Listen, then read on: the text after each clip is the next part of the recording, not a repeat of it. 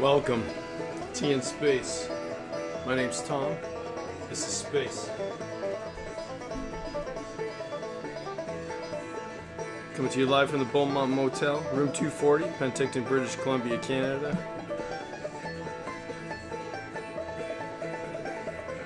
Starting a little late today. Or is it early? Starting a little early today.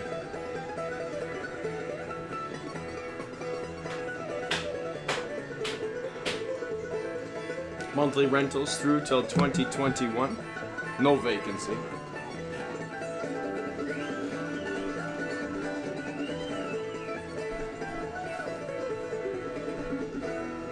Average watch time, 4 seconds. Playbacks, 2. Concurrent viewers, uno.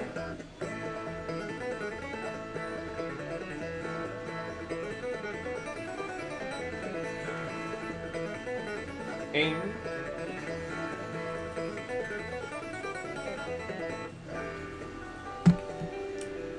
Eén, twee, drie, vier, vijf, zes, zeven, acht, 19.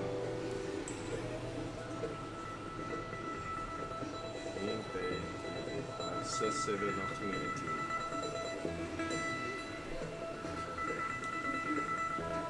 See, we just learned something. We learned how to count to 10 in Dutch. I'm fluent in all languages with Google Translate.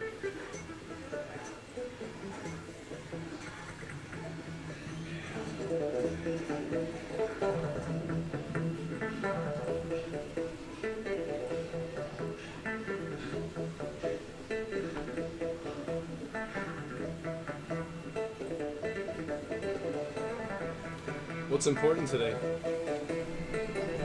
Probably nothing, huh? Those jokers with their COVID-19 response. Frontline workers, who are they? They're workers that you've set up to be frontliners because you need them to conform to your fucking will. Who are we talking about right now? Guess. Just guess. That is neither here nor there. All these systems and these people will come crumbling down because it's not sustainable. Cheers, Penticton. Oh, your message is pretty somber there, friend.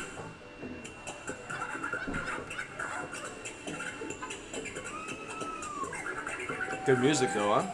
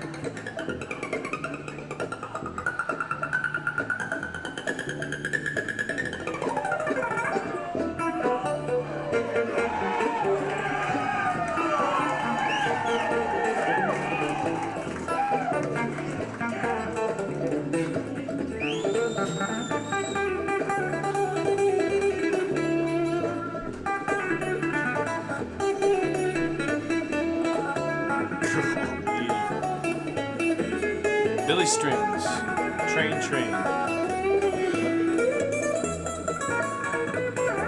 Subscribe, share, like. There's just certain things you do with people you feel are doing a good job. Appreciate. Helps out.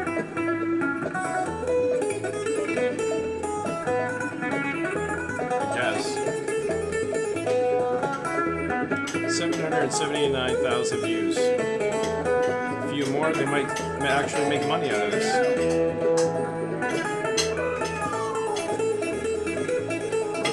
Nice little crowd. 40 people. 50. Beautiful.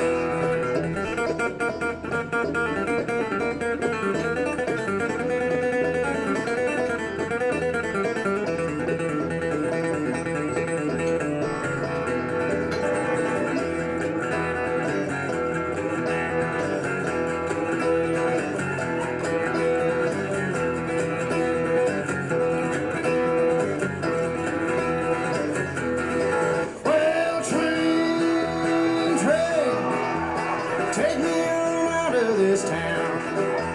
Train, train. Take me on out of this town. That woman I'm in love with, well, she's Memphis bound. Well, leave it here. I'm just a raggedy hobo. I'm leaving it here. Just a raggedy hobo. That woman I'm in love with, well, she got to go.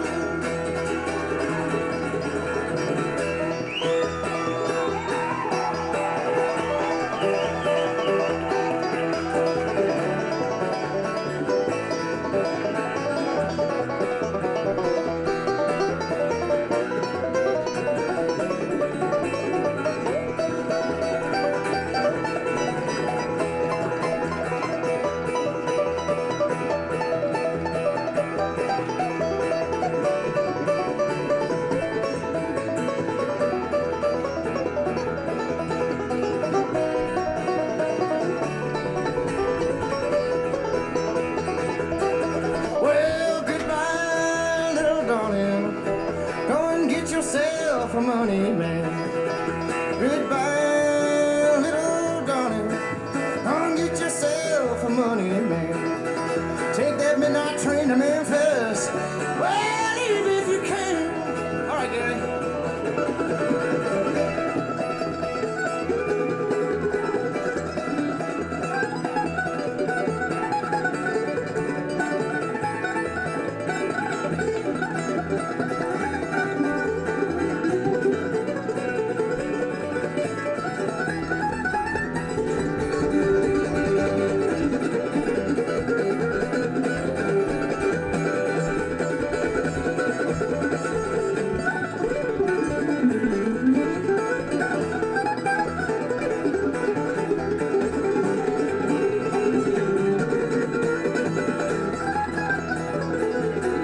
Well, train, train, take me on out of this town. Train, train, take me on out of this town. That woman I'm in love with, well, she Memphis smell. That old woman I'm in love with. Well, she made me smell.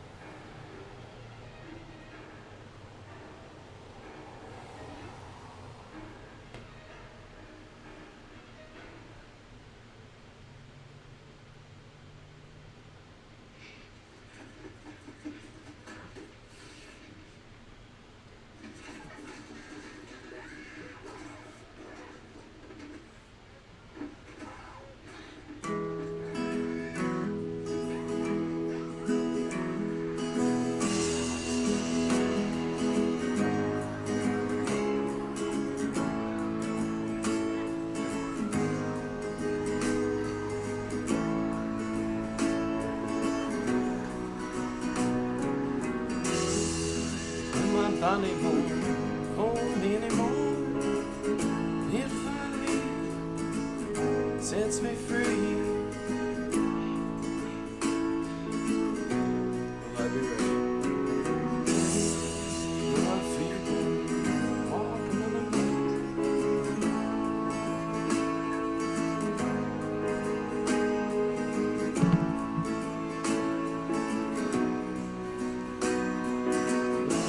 My fears, my hopes and my doubts, rings on my fingers and the keys to my house.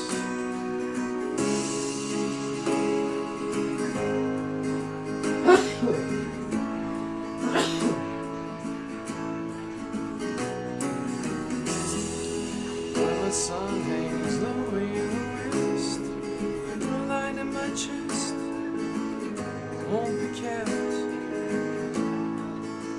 Any longer. When the jealousy fades away,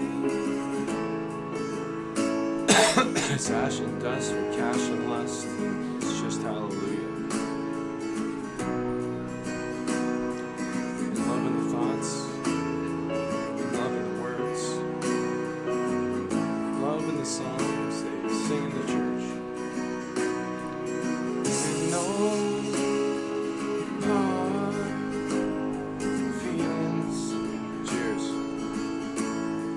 In space. You see, when we're in space, nothing phases us. Anything goes. Except for, well, you know, dissension, hostility, bitterness. We don't accept that. Not in space. If we're going to go to space, we want it to be a pleasant experience, not right?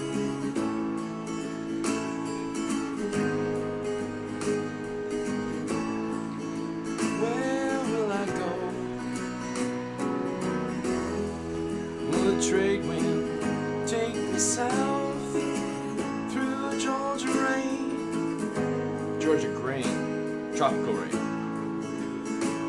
Remember, cool Subaru.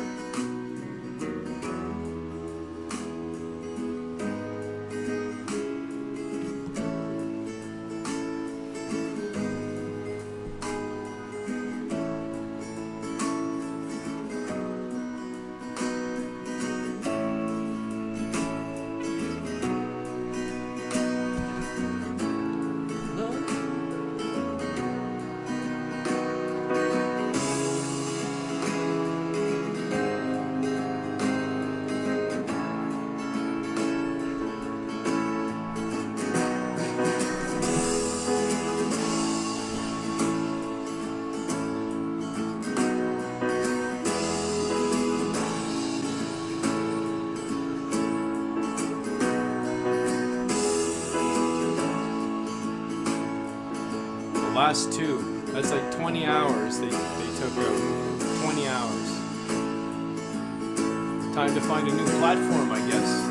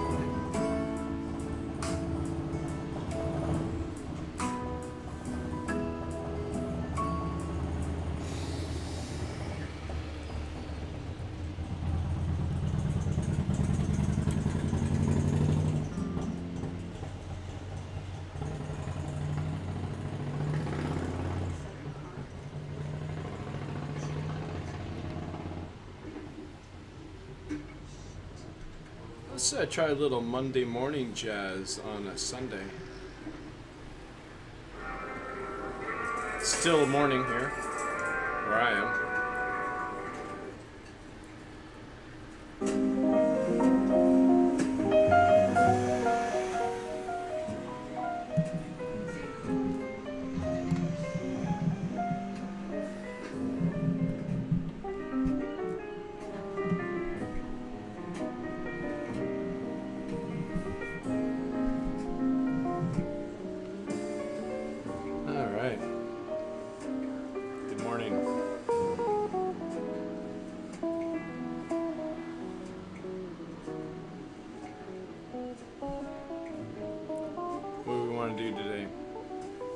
Music.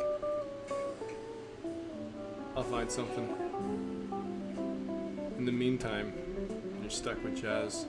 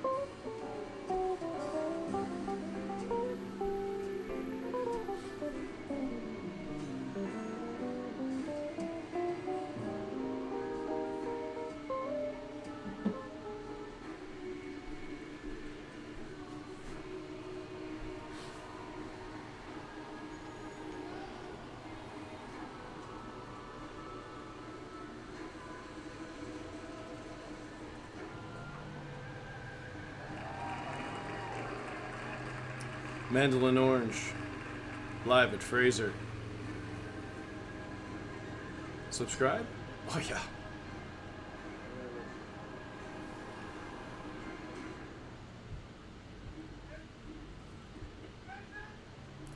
There's some technical difficulties.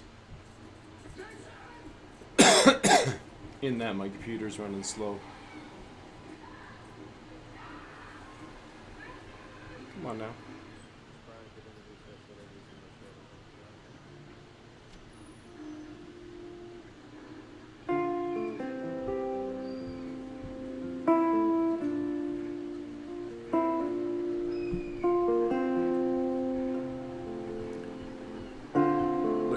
forward to seeing Melanie's gallery opening.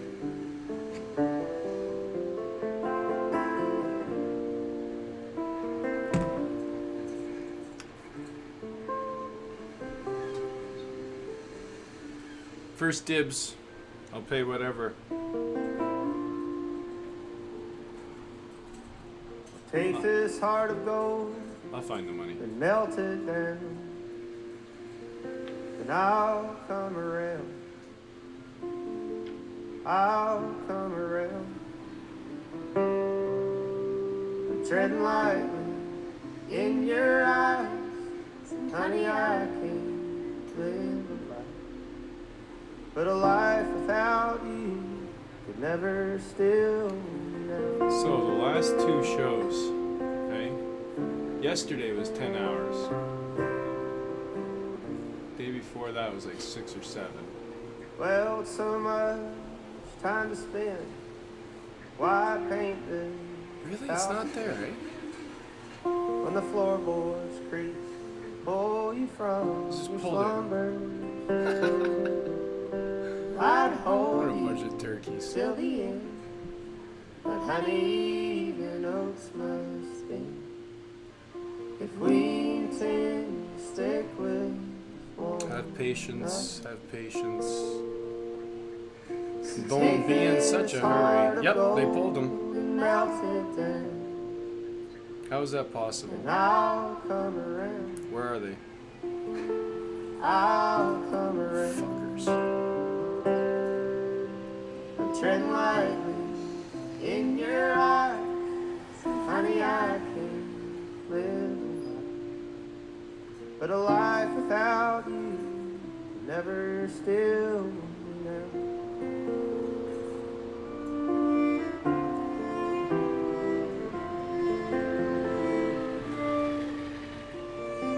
My videos. They took it down. You're right. Thank you for keeping on top of that, Melanie. It's nice to know. I wouldn't have known that if you wouldn't have told me. So I rarely check my stuff. I just keep doing.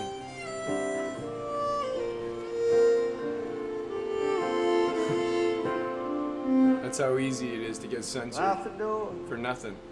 You want to know how easy it is to get there's a beat, tortured by the part police? of me that Do tries nothing in the park. to keep that Same highways thing. calling me away. And another further still. Brutal. That's sad. The system is not designed for How long? people to escape the prison that they're living in. So take this heart of gold and melt it down, and I'll come around. I'll come around. I'm treading lightly in your eyes, and honey, I can't live a life, but a life without you. Oh, that's right. Under the never thumb. still That's right. be now. That's right. You can use the other thumb? There you go.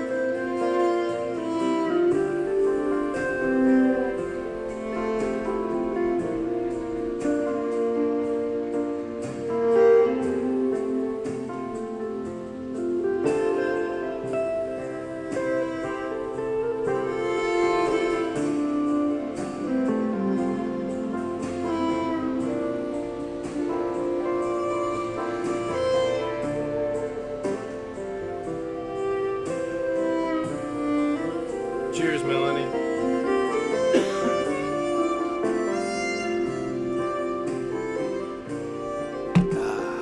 It's good coffee today.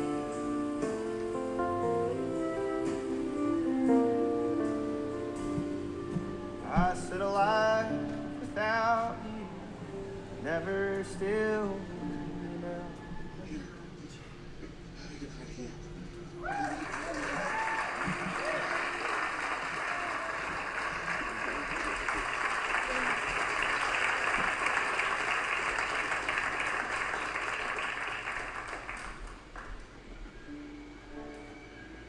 have many love songs, but we threw them all together right here at the front.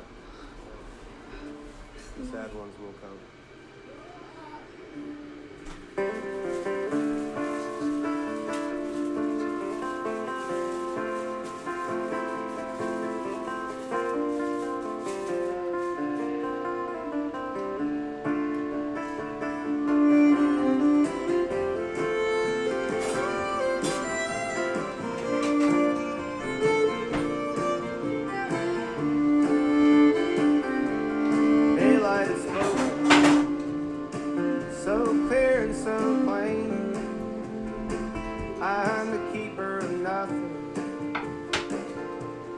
But an old flame, considering the shadows caught in the light,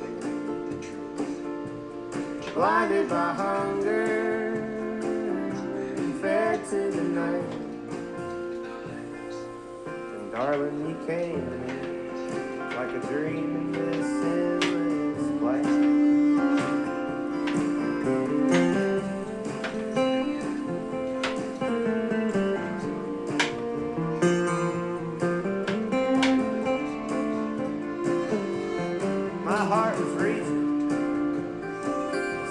Tangled and twined, like vines in the willows, a serpentine killer, bound by its climb. Glory was called, she wailed and she won, higher and higher, it all. And darling, you came in the glory I long to find.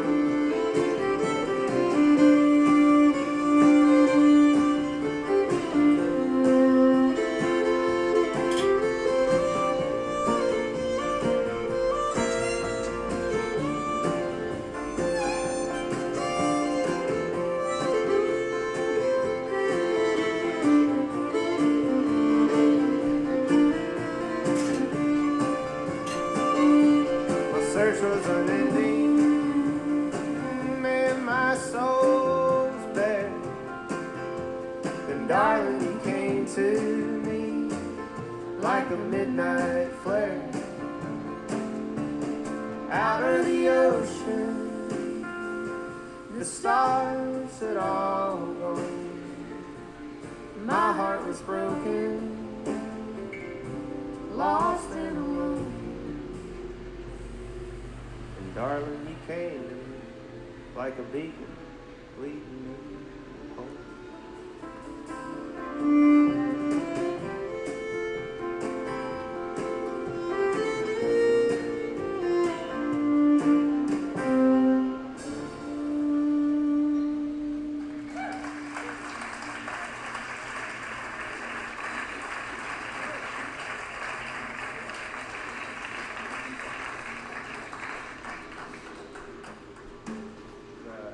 Like practice for us, only with a lot of people watching. So, I'm gonna slowly introduce the band as we keep playing, but back here on the drums is Mr. Joe Westerland back there.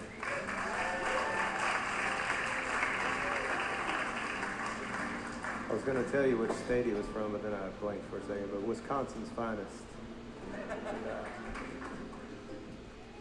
It can't be an easy gig for a drummer in our band because we play so quietly that I can hear Joe breathing over his drums. So sometimes, but he's good. He holds it down.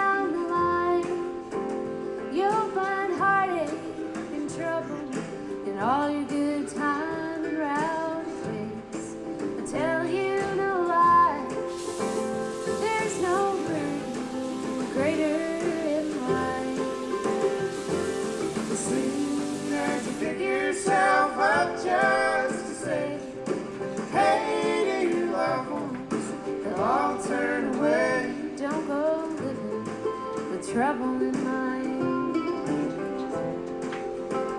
There's no burden greater in life.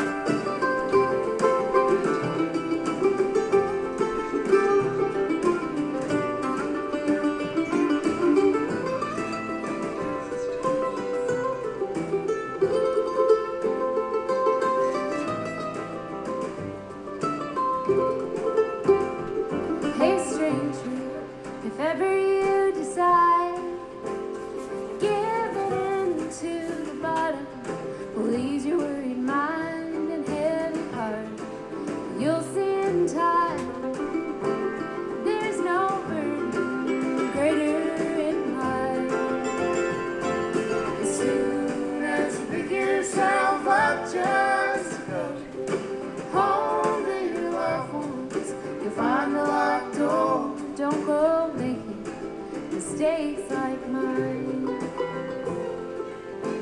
There's no burden greater in life. Don't go living with trouble in mind. There's no burden greater in life.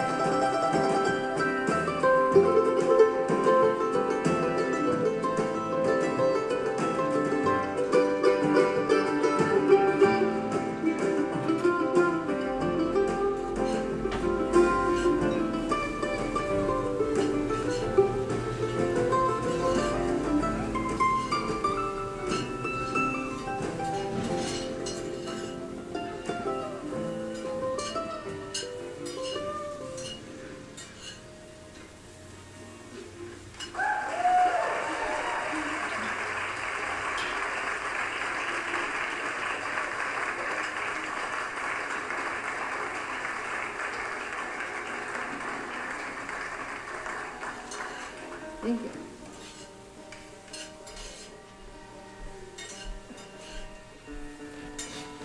Well, we're gonna do a song that I wrote on Mother's Day. I lost my mom when I was 18, and I decided about 2 years ago to start writing some songs about it and try to deal with it, because I was starting to feel a little fatalistic in my life. I want to have a more positive outlook on life. I feel like it accompanies the mandolin much better than the sentimentality and fatalistic view that I've been carrying around. So, because it looks like such a jovial instrument, but it's in the hands of a very non-jovial person. So I started writing these tunes, and one of my absolute favorite groups is the Stanley Brothers. I tried to write a song in kind of the style that Carter Stanley would have written a tune about his mother. So this one's called Suspended in Heaven.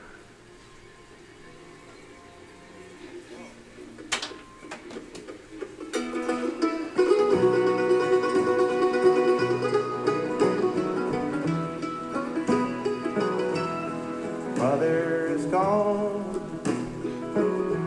her journey's unending, leaving this shore for the sea to follow. She's gone on to find where the gods hide and wait, silently calling her children back. Mother is gone, her journey's ending. See her pass by in the night sky blue, and she'll see the blue of the ocean's rise. Tides of a teardrop suspended in heaven.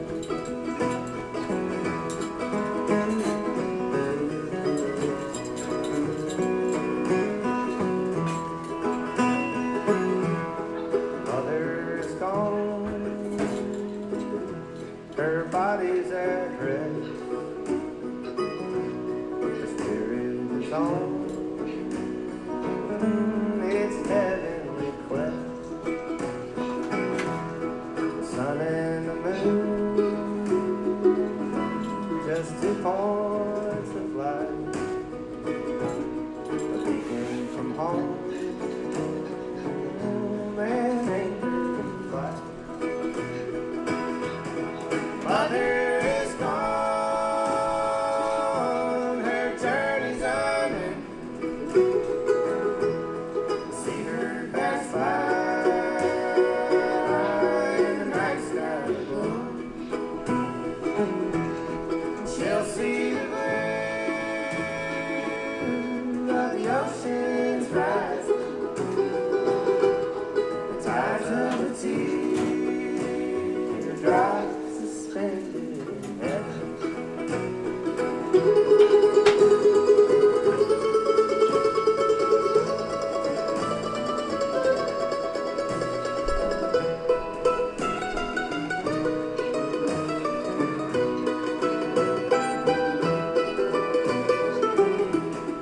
Mother's gone, her soul climbed the mountain and left to the stars, just to sing and then shout. She lives in the dust that shimmers and shines, follows the pathway to mortal climb. Mother is gone, her journey's ended. See her pass by in the night sky glow, and she'll see the blue of the oceans rise, the tides of the teardrops suspended. Yeah.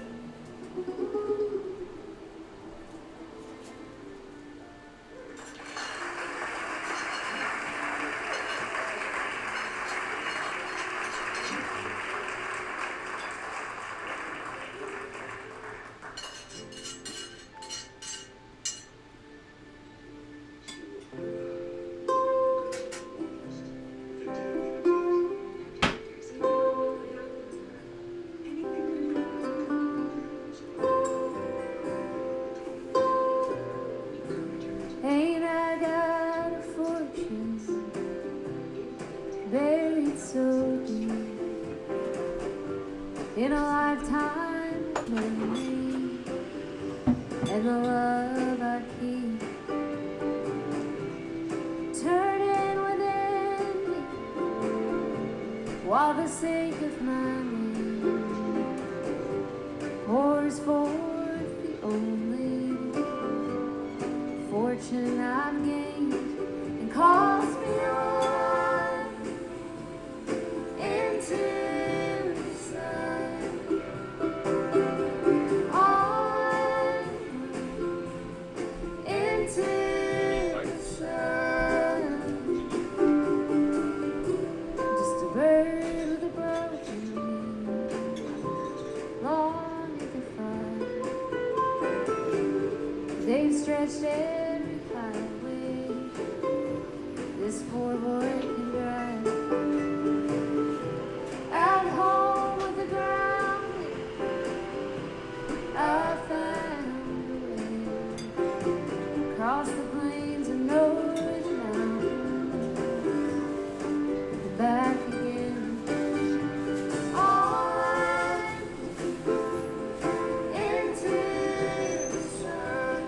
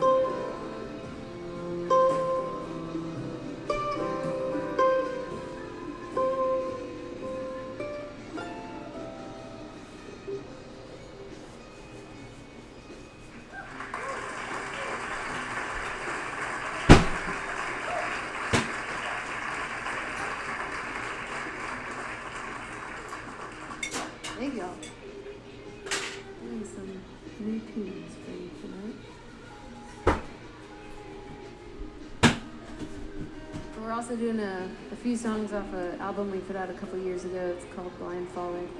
And yeah, they're still some of our favorite ones to play, even though it's been a couple years of playing them every day.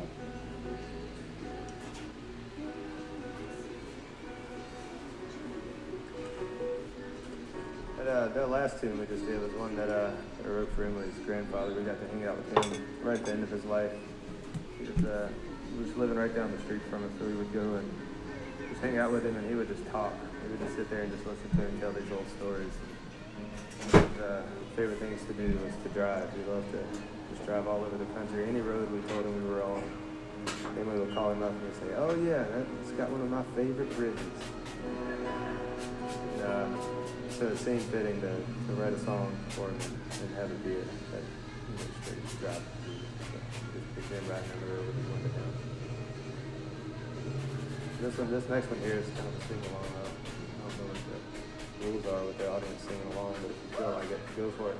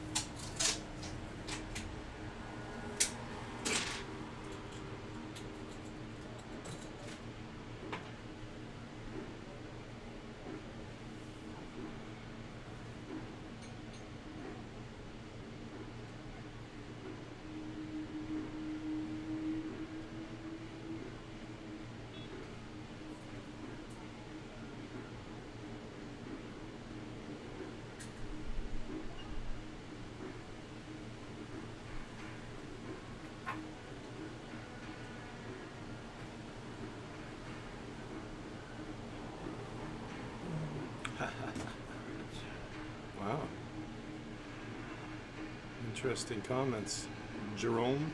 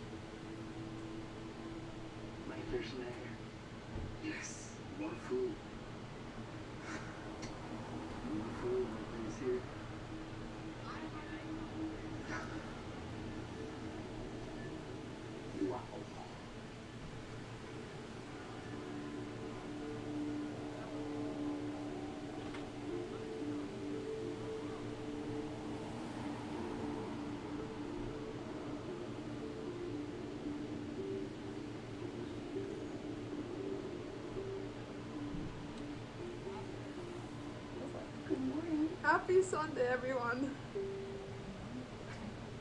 So kiss me and smile for me. Tell me that you'll wait for me. Hold me like you'll never let me go. I'm leaving on a jet plane. Don't know when I'll be back again. Oh, babe, I hate to go. All my bags are packed, ready to go. I'm standing here outside the door.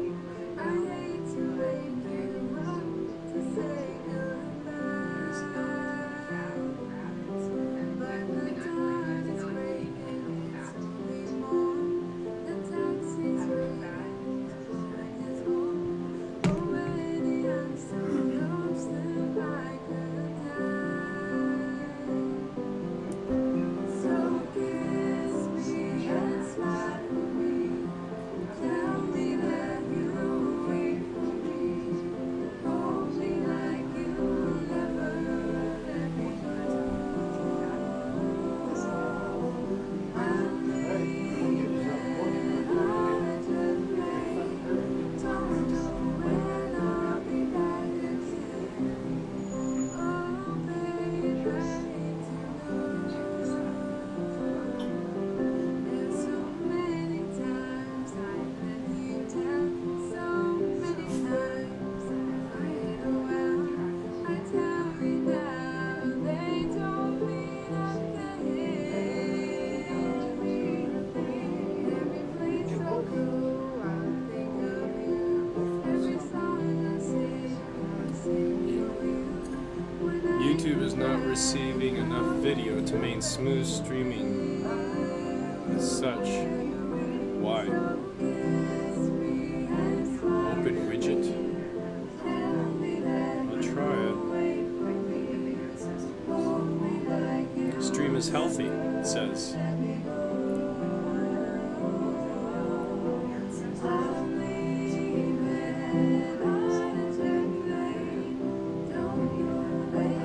Yeah, we're here now. I wonder where all that went.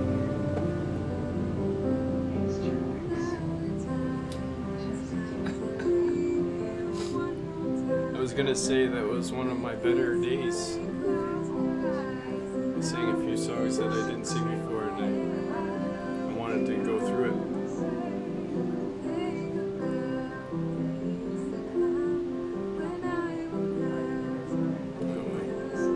Same old, same old.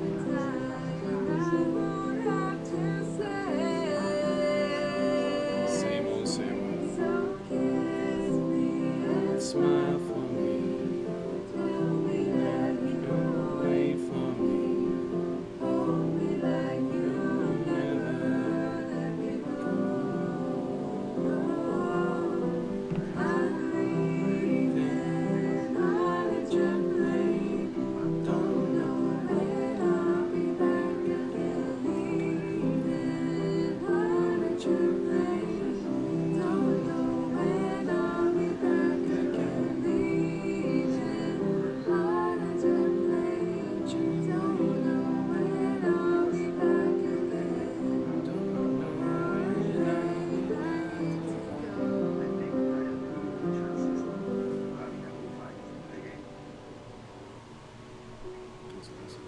I am a native from El Salvador.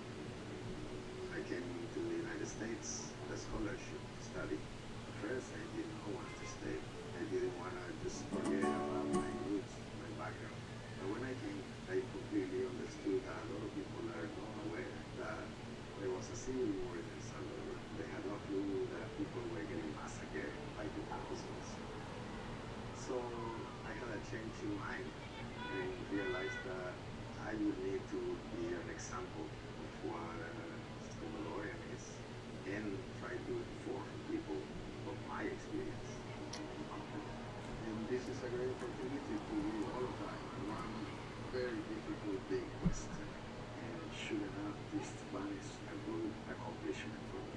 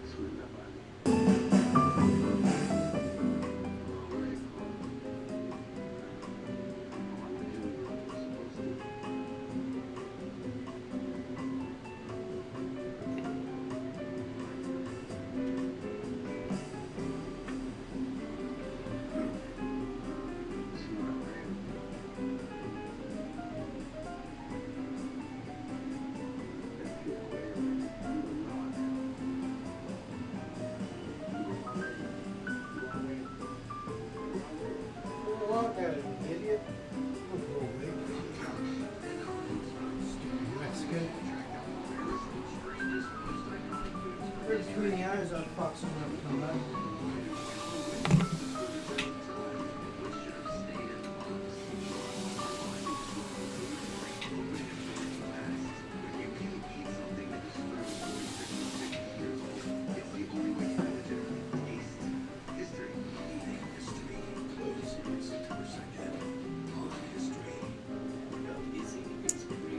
Hey, Dave, how's it going, man?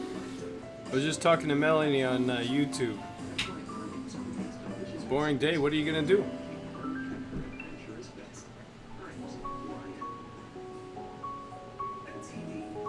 Doing nothing's good. Hey, Vicky.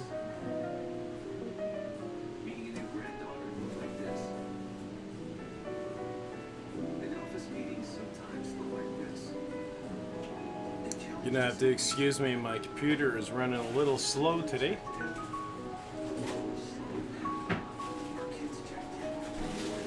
Isaac Arlamov has something to say. Quote, I have an idea. Why don't you make a video on either COVID-19 or the RCMP? That would be a welcome change from all the other topics you cover daily. Okay. Thanks. You part of the team now, Isaac? You're gonna tell me what to cover? Awesome. COVID-19? Okay, let's do it. Propaganda. What more do you need to know? RCMP, violent, federal, should not be in our towns and cities. Ha ha! Even better, they should be disbanded because RCMP stands for terrorism. Well, it's the equivalent of, yes. No, it is terrorism. They weren't there for your purpose, they were there for Indians' purposes. In 1793, they landed on this beautiful territory and they fucked it over, and never those fuckers need to fucking die. There you go. End of topic. Don't need to discuss it anymore. Just fucking get rid of them all. What do you think of that, Isaac? And let the karma take care of them. Because they're already fucking up their family, their own communities, even their own kids. Even their own kids probably fucking hate their dad. Oh, my dad? Oh, he's an RCO. Oh, I'm not going to tell you what my dad does. He beats innocent people up for his living. Oh, isn't that just highly honorable? Where's the honor in that? Where's the respect? None. There's no honor, no respect. None. So I say they need to be fucking dead. You need to fucking kill the RCMP, period. Well, you know just as well as I do, they transfer these fuckers to somewhere else. Just like No, it's not. You're not getting the point. Get rid of the RCMP, the Completely. OPP. Completely. Get rid of the fucking headquarters. Exactly. In Ottawa. I'm with and you. Go straight to Ottawa and say, you get rid of them or I'm going to start killing them fuckers off for you. And they probably say, oh, it's not that easy. Oh, yes it is. So it is pretty easy when you come down to it. You want to know how many millions of people in Canada fucking hate the RCMP? Oh, I'll give you 80% of the population hate them.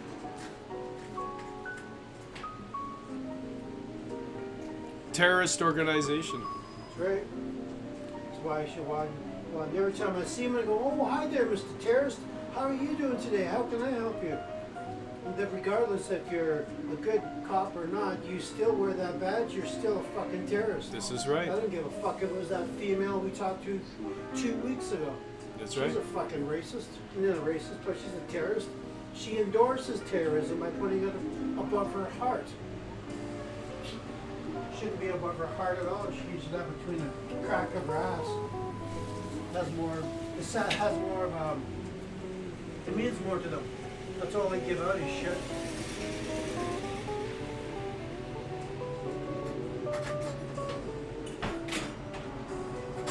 Oh, I ate this. That's that salad that was in the bag the other day. Oh yeah. Yeah, I'm eating it before it rots. Yep. Good idea. I'm eating that whatever that was.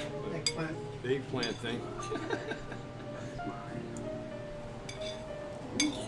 Did something with it. Got some basil in there.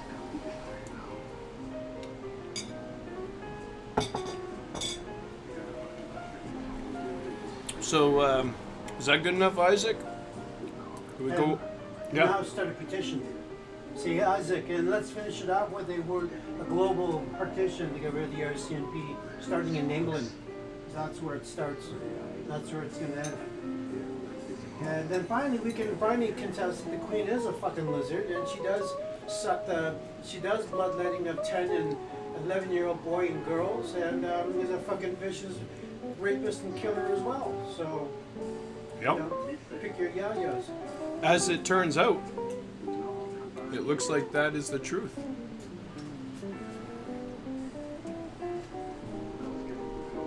How can you come to Canada, go to Kamloops, invite 11 innocent, beautiful Indian kids, and say, oh, let's go for a nice little picnic, and the only two fuckers, With Prince Philip.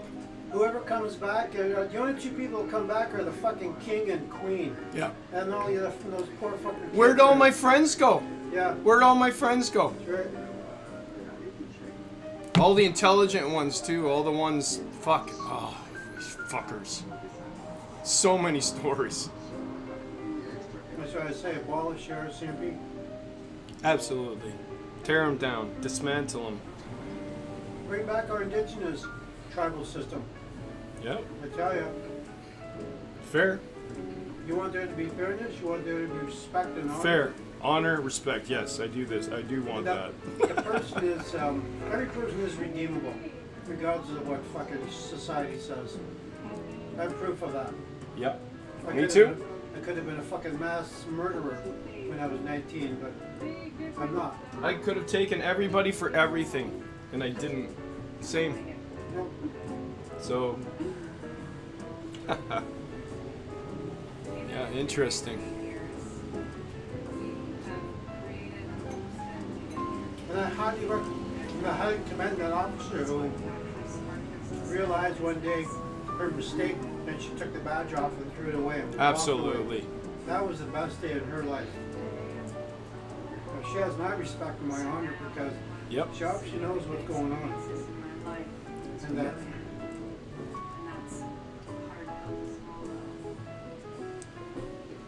More people. sorry.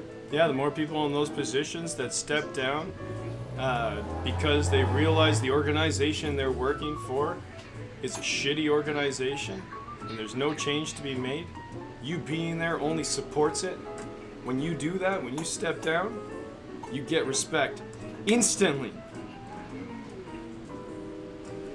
In my head. Because it makes sense. It's like you're not fighting for your job anymore. You're fighting for what's right. What's fair. And federal police in our towns and cities is not fair. And we've been living with it for my whole life. So people don't know any difference. But it's fucking bad in Canada. RCMP need to fucking go. Simple.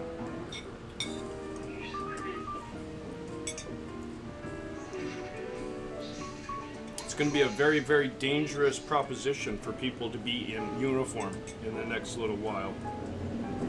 Around the world, man. In Canada, in my town, RCMP, whoo, my God. Hand in your badges.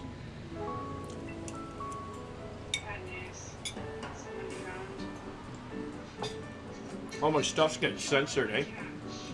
10 hours, So you YouTube. take all the guts and the glory and Yep. you reset it for a wolf. You idiot. You take that, Right, set it for a wolf. then you get a get bigger prey. wolf, then you get an Indian to save your rabbit. There you go. Fucking woman. Or even a guy can say the same thing about a Same guy. thing, guy, Fucking woman. guy. Fucking guy, Not even thinking outside the box. No.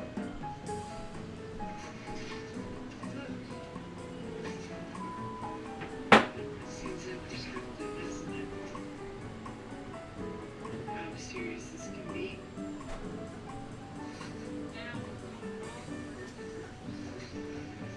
I'm finding it hard to be motivated now.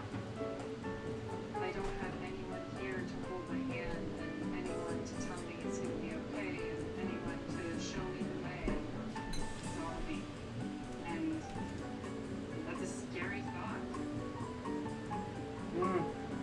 right, so that was Facebook.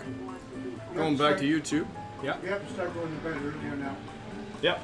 Get used to it. 1 o'clock is not good enough. I'm not gonna hit the road at 1 o'clock in the afternoon. No, I mean it. I mean like this is the, I would not ride on, if we wake up at 10 o'clock, no, we're not riding. No, 5, 6. Good. No, 7. 7? 7 or 8, if we're on the road by 9:30. Okay.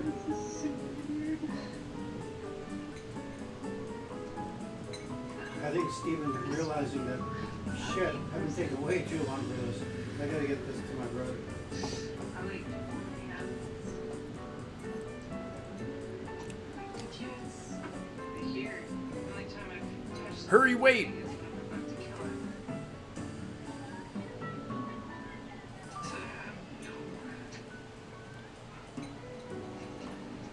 it. Were we talking? No, we weren't talking. We coming in and out of conversations, Melanie. No worries. Hey Mel, you got a coffee grinder? Hey Mel, you got a coffee grinder? You have 3 bags of premium beans we can't use. Yeah. Got beautiful bags of coffee with. We've been crushing them with rocks, but that you can only get so much out of it unless you spend all day crushing.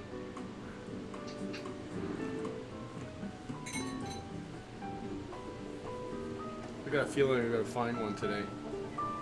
Just cause. Stream status. Excellent.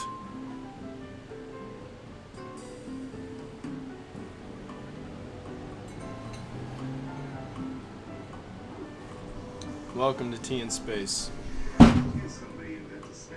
My name's Tom. This is Space. And that was Gordon. It's nice to have this clean, dry rock to stand up and clean clothes. Cheers. So much luxury in this space. Definitely wine before the frost comes like this. That's my goal. Have the first shelter on fires and roof. No, check the stairs again. I don't know here. We'll see. Oh, down there. This is a beautiful ideal sign. This means fundamentally that the information network of the universe, the spinning of this Planck field into existence in the universe, connects everything together, since all the information is present in one point in the center of an atom. That's beautiful. So if that was true, then I should be able to take that equation and extrapolate to the rest of the universe. That took me a while, of course. It's not simple. I'm describing this in simple terms. It gets complicated. Basically, you can take this equation and apply it to the electron. That I have published. And it gives the right radius and the right mass for the electron and so on. It can be applied to the whole universe, and it gives the right mass for the universe without the need of dark matter and dark energy. It gives the right acceleration for the universe, and as we discovered just recently, it gives the right temperature and so on. And when we write the equation in a more classical way using thermodynamics, you actually can get from this equation all of the scales in our universe, including superclusters, clusters, galaxies, stars, planets. So we get everything in the universe emerging from this holographic view of creation. Now I want to make sure I make this distinction again. It's not a holographic plate somewhere in the universe projecting a holographic creation. It is all of the interference pattern of space-time of the Planck field creating the interference weaving of the information in the universe, producing this holographic effect. Pushing the holographic analogy to a 2D surface projecting our universe is wrong, and it's been done by physicists and scientists out there misleading and overreaching the analogy. That is not the case. The fact that the universe is holographic is because of the natural behavior of the nature of the oscillation structure of the field that makes up our universe. Every scale has the development of a little black hole or a large black hole, like the center of a galaxy or the center of an atom. And that it's basically black holes all the way up and all the way down. One of the evidence for this is that when we solved these equations for our universe, it clearly demonstrated that the universe is a membrane that obeys the exact condition to be a black hole. So it really is not debatable. It gives the correct mass. But not only that, it gives the correct temperature for the black hole. That is, the equation gives us the correct radiation for that black hole, which would give the temperature, and the temperature it gives is the temperature we measure in the background temperature of our universe. And so it definitely demonstrates that we live inside a black hole, and that everything inside that black hole are smaller black holes that organize in certain ways to make clusters, superclusters, galaxies, eventually stars and planets and biology and all this stuff. And the dynamics of this black hole structure across scale divides in very specific harmonic relationship.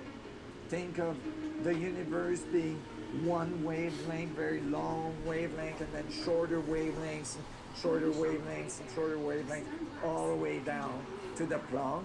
And then eventually, as we discovered with this equation, sub-Planck, right? And that the sub-Planck wavelength that we discovered is the same distance from the Planck as the Planck is from the wavelength of the universe. So that the Planck radius, the Planck size, the Planck little ball is in between the size of the universe and the sub-Planck. So these are huge scales. They're immense. For example, if we take a little Planck, one bit of information at the Planck scale, and we grow it in scale to the size of a grain of sand, then the nucleus of an atom, the proton, which is extremely small already, would have a diameter the approximate equivalent between the Sun and Alpha Centauri. That diameter is about 40 trillion kilometers, or 4.2 light years from Earth, a distance that would take about 6,300 years to travel using current technology. So this is, you know, the change in scale between the Planck field and the atom. So you can imagine that it was easy for standard physics, for the physics community to have missed it, right? It's so teeny, it's so far removed from the scale at which we experience reality that it's nothing that we knew was there until recently. Now we're starting to discover, oh wow, these little Planck oscillators really have an impact on black hole physics. We're discovering, yes, you know, the temperature and the entropy of a black hole is related to what these little Plancks are doing. In my equation, we're discovering that actually all of the mass, the forces, everything we see in the universe is actually the result of what these little Plancks are doing. But then you can ask, well, what are these little Plancks made of? Well, they're probably made of smaller Plancks. And you know, this is what we calculated with the equation, because the equation gives us the scale, so we could calculate down as well. And so and we found that the next scale of the subplane would be the same distance from the subplane to the plane as of from the plane to the size of the universe, which would lead you to say, well, maybe our universe is like a plane for a larger universe, and that universe is like a plane for an even larger one. And now you're starting to get the sense that the equation is telling us about things that are much further, much outside what we can directly observe. But since it is accurate for everything we observe, we know that it's most likely accurate for these things that we cannot observe as well. And that would mean that we live in a larger universe, and that universe is in a larger universe, and thus we should be talking about multiverse. And the multiverses are not parallel to each other, but they're embedded within each other like Russian dolls. Happy Sister Now, Day. at any scale that you look at, you'll Happy find birthday, parallel Rose. relationship. Again, You it's look at August 2nd. galaxy, I did you'll remember see a your galaxy birthday. here and a galaxy there. Because I they're dedicated a song to you. approximately all the same Thank you. scales, right? On your birthday. But then you see nothing, You're welcome. and then eventually you see stars. You didn't right? see it? And then didn't stars see it? are approximately all the same scales. You know, they're all in a band of Nice. scales. And in that scale, I could say things are parallel. So it would be the same as I would say, well, here's our universe, and in that scale of universes, there's other universes that are parallel. Think of bubbles of universes that are parallel. But that scale would be embedded in a larger scale. That's a larger universe, like Russian doll universe. So this gives us a much different view of the structure of our world, the structure of our universe, and the holographic, and as well Vitamax fractal for a lot of nature that coffee beans of our of creation. She's What's like, important no, she to doesn't have a remember grinder. Is that creation appears to be the result of a Mulsa flow of jet? information in which When the power is each out. point contains I don't the know what whole. that is. As the I'll pick your brain about that power later. into creation, the information, because there is smaller, and Karaoke smaller, Sunday, and smaller bits of obviously. information in each point Tea in is space. conserved, and all Indubitably. of knowledge about the whole can be extrapolated from the part. For instance, in these equations we discovered, we literally were studying the proton. We were studying the proton using this equation, and we ended up extrapolating the mass of the universe, its temperature, its acceleration, and so on. So from the point of a proton, we learn about the whole universe. And so imagine what that means to you. That means that from any proton in your body, if you were able to connect and have access, you could know about everything else in the universe. You could know about a place you've never been, remote view that place. You could influence something that is far away from you.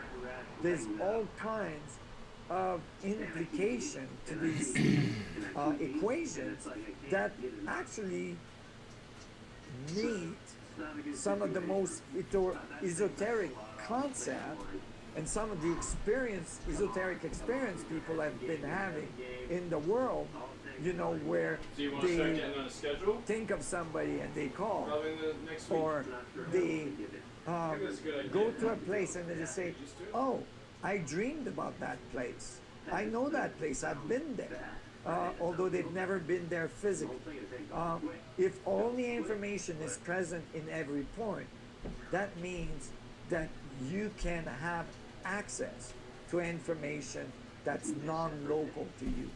That means as well that you can learn from within you.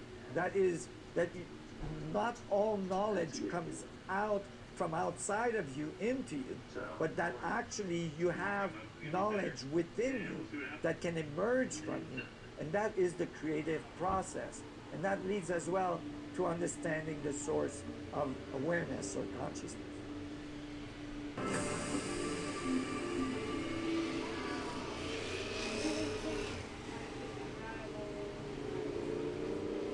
C-100 just seems so far off. I am in wrong. I'm eating basically as much as I have time, less this. But I have to reckon with the potential reality that I have a high likelihood of being the last person standing out here. I know my body really well, and I push my body. And this is getting to the point where I'm actually worried about health. Coming out here pushing my body to a point where I may do harm to myself, that's putting my pride over myself.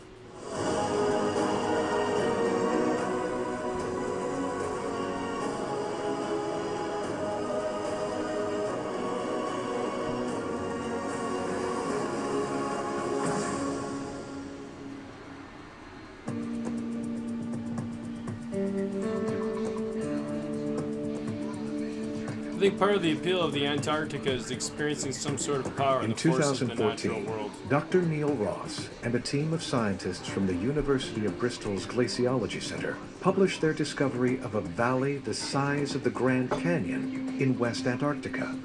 Despite being covered beneath several kilometers of ice, the depression was so vast that it could be seen from space. Some theorists were quick to conclude that before the Great Ice Age, Antarctica, like the 6 other continents, was likely to have been home to ancient civilizations.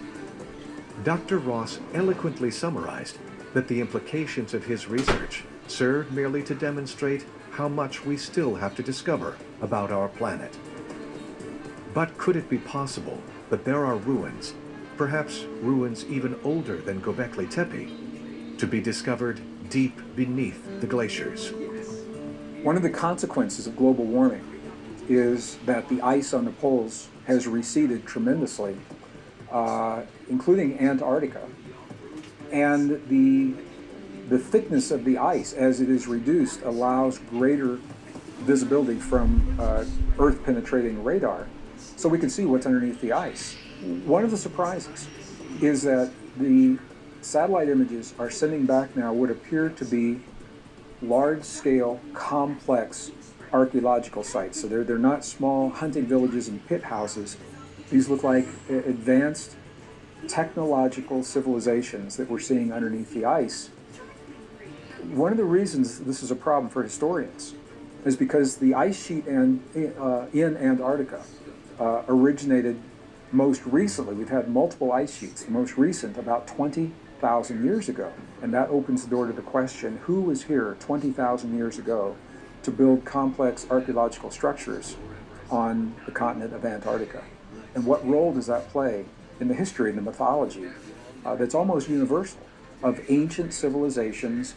It may be what we now see is the 6 cradles of civilization very soon will expand to at least 7 and possibly more.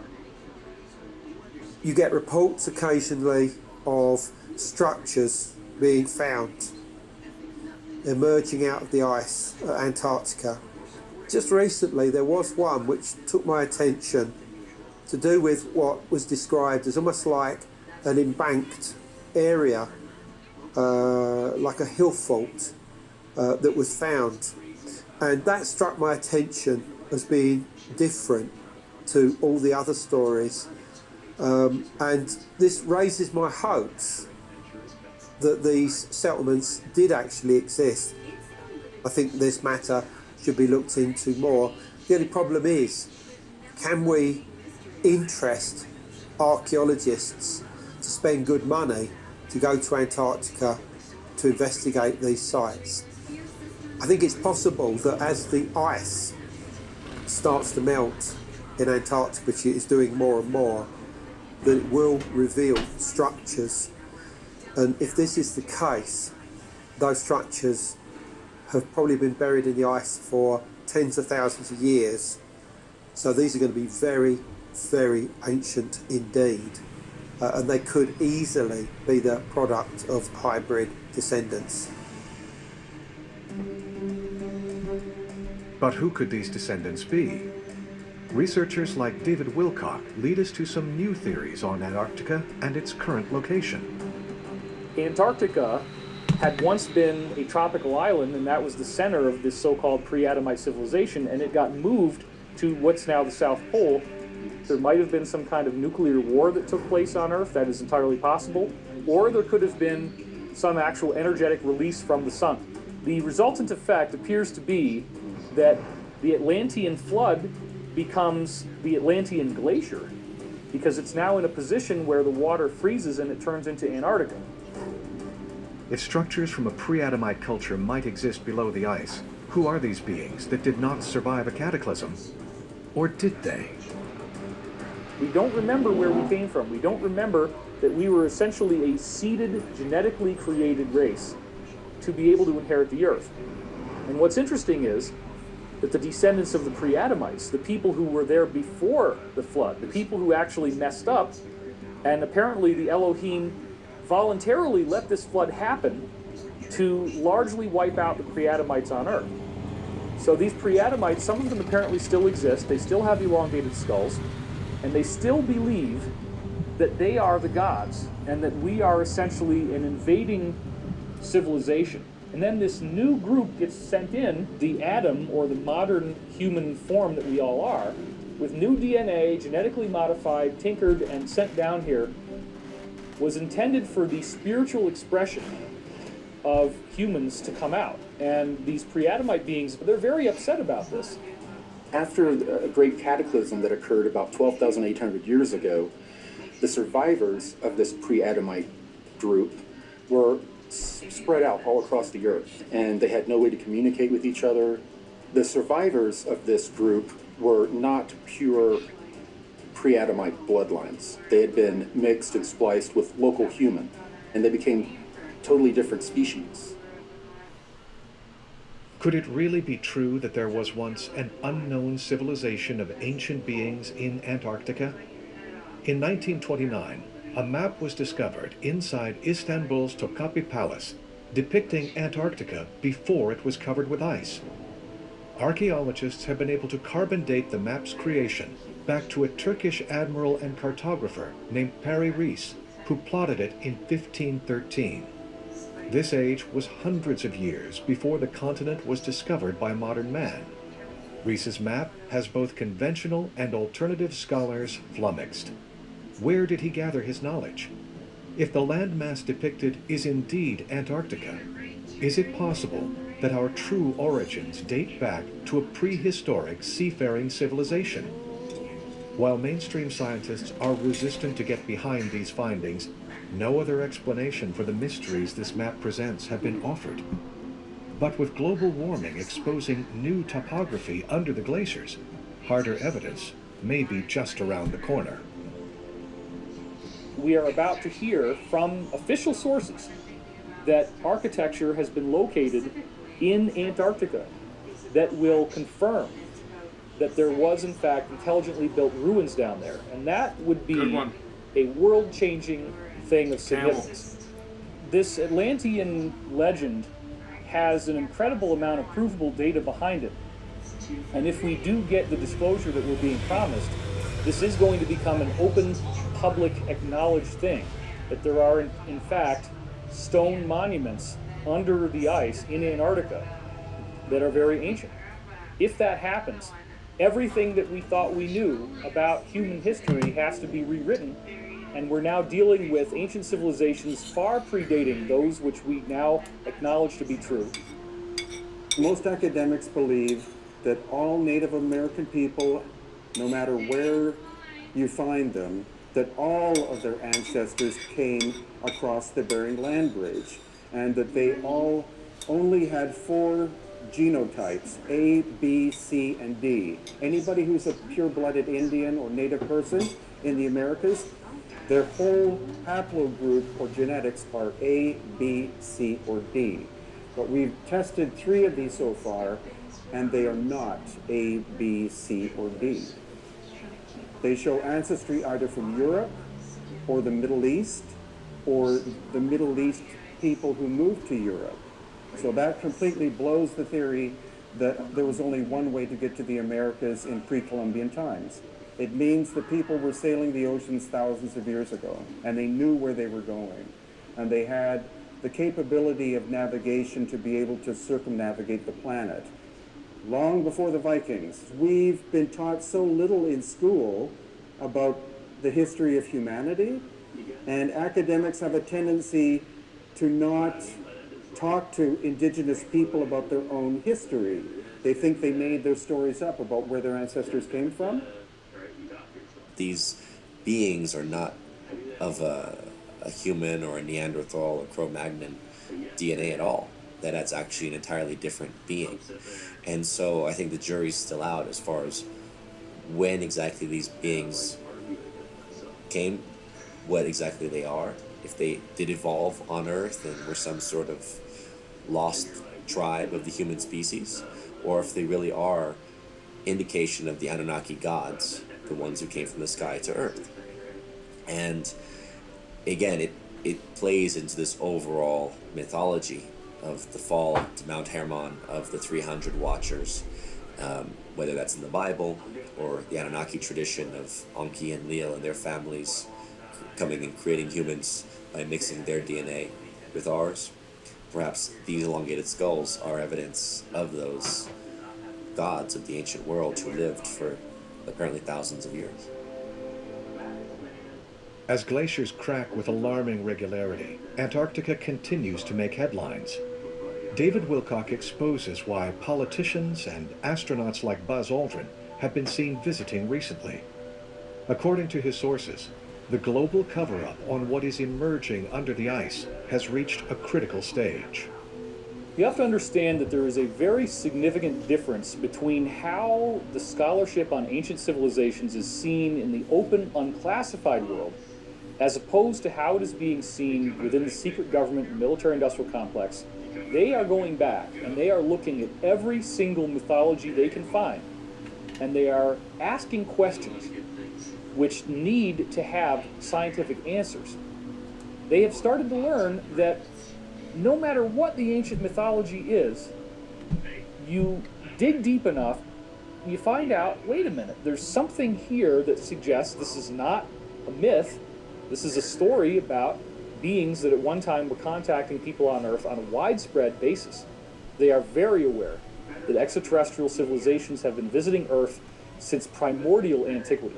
Very quickly, we're going to be dealing with the idea of extraterrestrials immigrating here, and thus the reason why we're not finding the trail of pottery shards and all the things archaeologists want to see to build up to a technological civilization, the reason why they're not here on Earth is they didn't become technological on Earth. They were already technological when they got here, and they simply started to do what they knew, which is to be able to levitate massive blocks of stone and put them together like Tinker Toys and build these gorgeous pyramids all over the planet. If this is true, how far did this civilization spread through the world? Corey Good has an interesting theory about that. Atlantis was a civilization that covered the entire planet. The main city was in Antarctica and is now under 2 miles of ice. All of their embassies, if you want to call them that were across the earth, were also destroyed. And some of them are the remnants of what we're finding on the bottom of the ocean. In 2011, geochemist Stacy Lowry found evidence that America and Antarctica were once joined before 1 billion years of continental drift sent them in different directions. Since then, more geologists have come forward with tests showing that the composition of magnetic isotopes in rocks taken from Antarctica's coastland were indistinguishable from samples of rocks in a rift that runs through the Great Lakes of Michigan. The 2 rock samples are reportedly the exact same age and have identical chemical properties. If Antarctica was once connected to the Americas, then is it also possible that the same pre-Adamite species once populated both more than 55,000 years ago? Brian Forrester brings us back to the DNA of ancient humans and what it might reveal. The ancestry of these people could be incredibly complicated. initial DNA results indicated that at least part of their bloodline is not Native American whatsoever. So we're looking at the possibility that part of their ancestry is from the Middle East, which means they did not cross the Bering Land Bridge like all other Native Americans' ancestors supposedly did. And that would be a major historical discovery. I've been studying these people for about 8 to 10 years. It seems that only the nobility of the Paracas culture of the coast of Peru had elongated skulls. And the preservation in that area is almost perfect. So we do have examples of the skulls with hair, and the hair is always red, and it's genetic red. It's not the result of bleaching or the sun or something like that. And so red hair originates in the Middle East, in Iraq, Iran, and Afghanistan. So if they had red hair, they likely had light-colored skin, as well possibly as green or blue eyes. All three of those characteristics are not typical of Native American people, so that could very well indicate that those ancestors sailed from the Middle East to the coast of Peru. In 1928, in a desert on the Paracas Peninsula on the south coast of Peru, archaeologist Julio Tello unearthed a graveyard filled with the remains of corpses with the largest elongated skulls found anywhere in the world. Some were dated back as far as 3,000 years. This discovery shocked scientific communities because it challenged what had been recorded in Peruvian and human history. Tello's discovery has since become known as the Paracas skulls. And even more astoundingly, since 1928, other elongated skulls have been found. The oldest elongated skulls in the world have been discovered in Iraq, in one specific cave. And the initial DNA testing that we've been able to do indicates that these people had haplogroups which are either from Northern Europe or from the Middle East. What exactly they are will require rigorous scientific examination. We were able to do DNA testing of a baby that died at 18 months and had strawberry blonde hair, which is not Native American. And the analysis that was done indicated that it had segments of DNA that do not match anything known to be human. And we also know that all ancestors of Native Americans, all of their ancestors are believed to have crossed the Bering Land Bridge from South or from Eastern Asia. So nobody from the Middle East or from Europe would walk across all of Asia in order to cross into North America.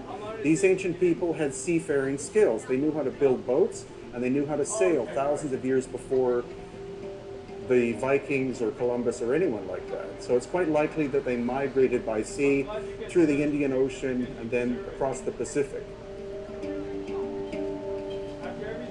Skeptics have long dismissed the validity of the remains found with elongated skulls as being scientific proof of pre-Adamites.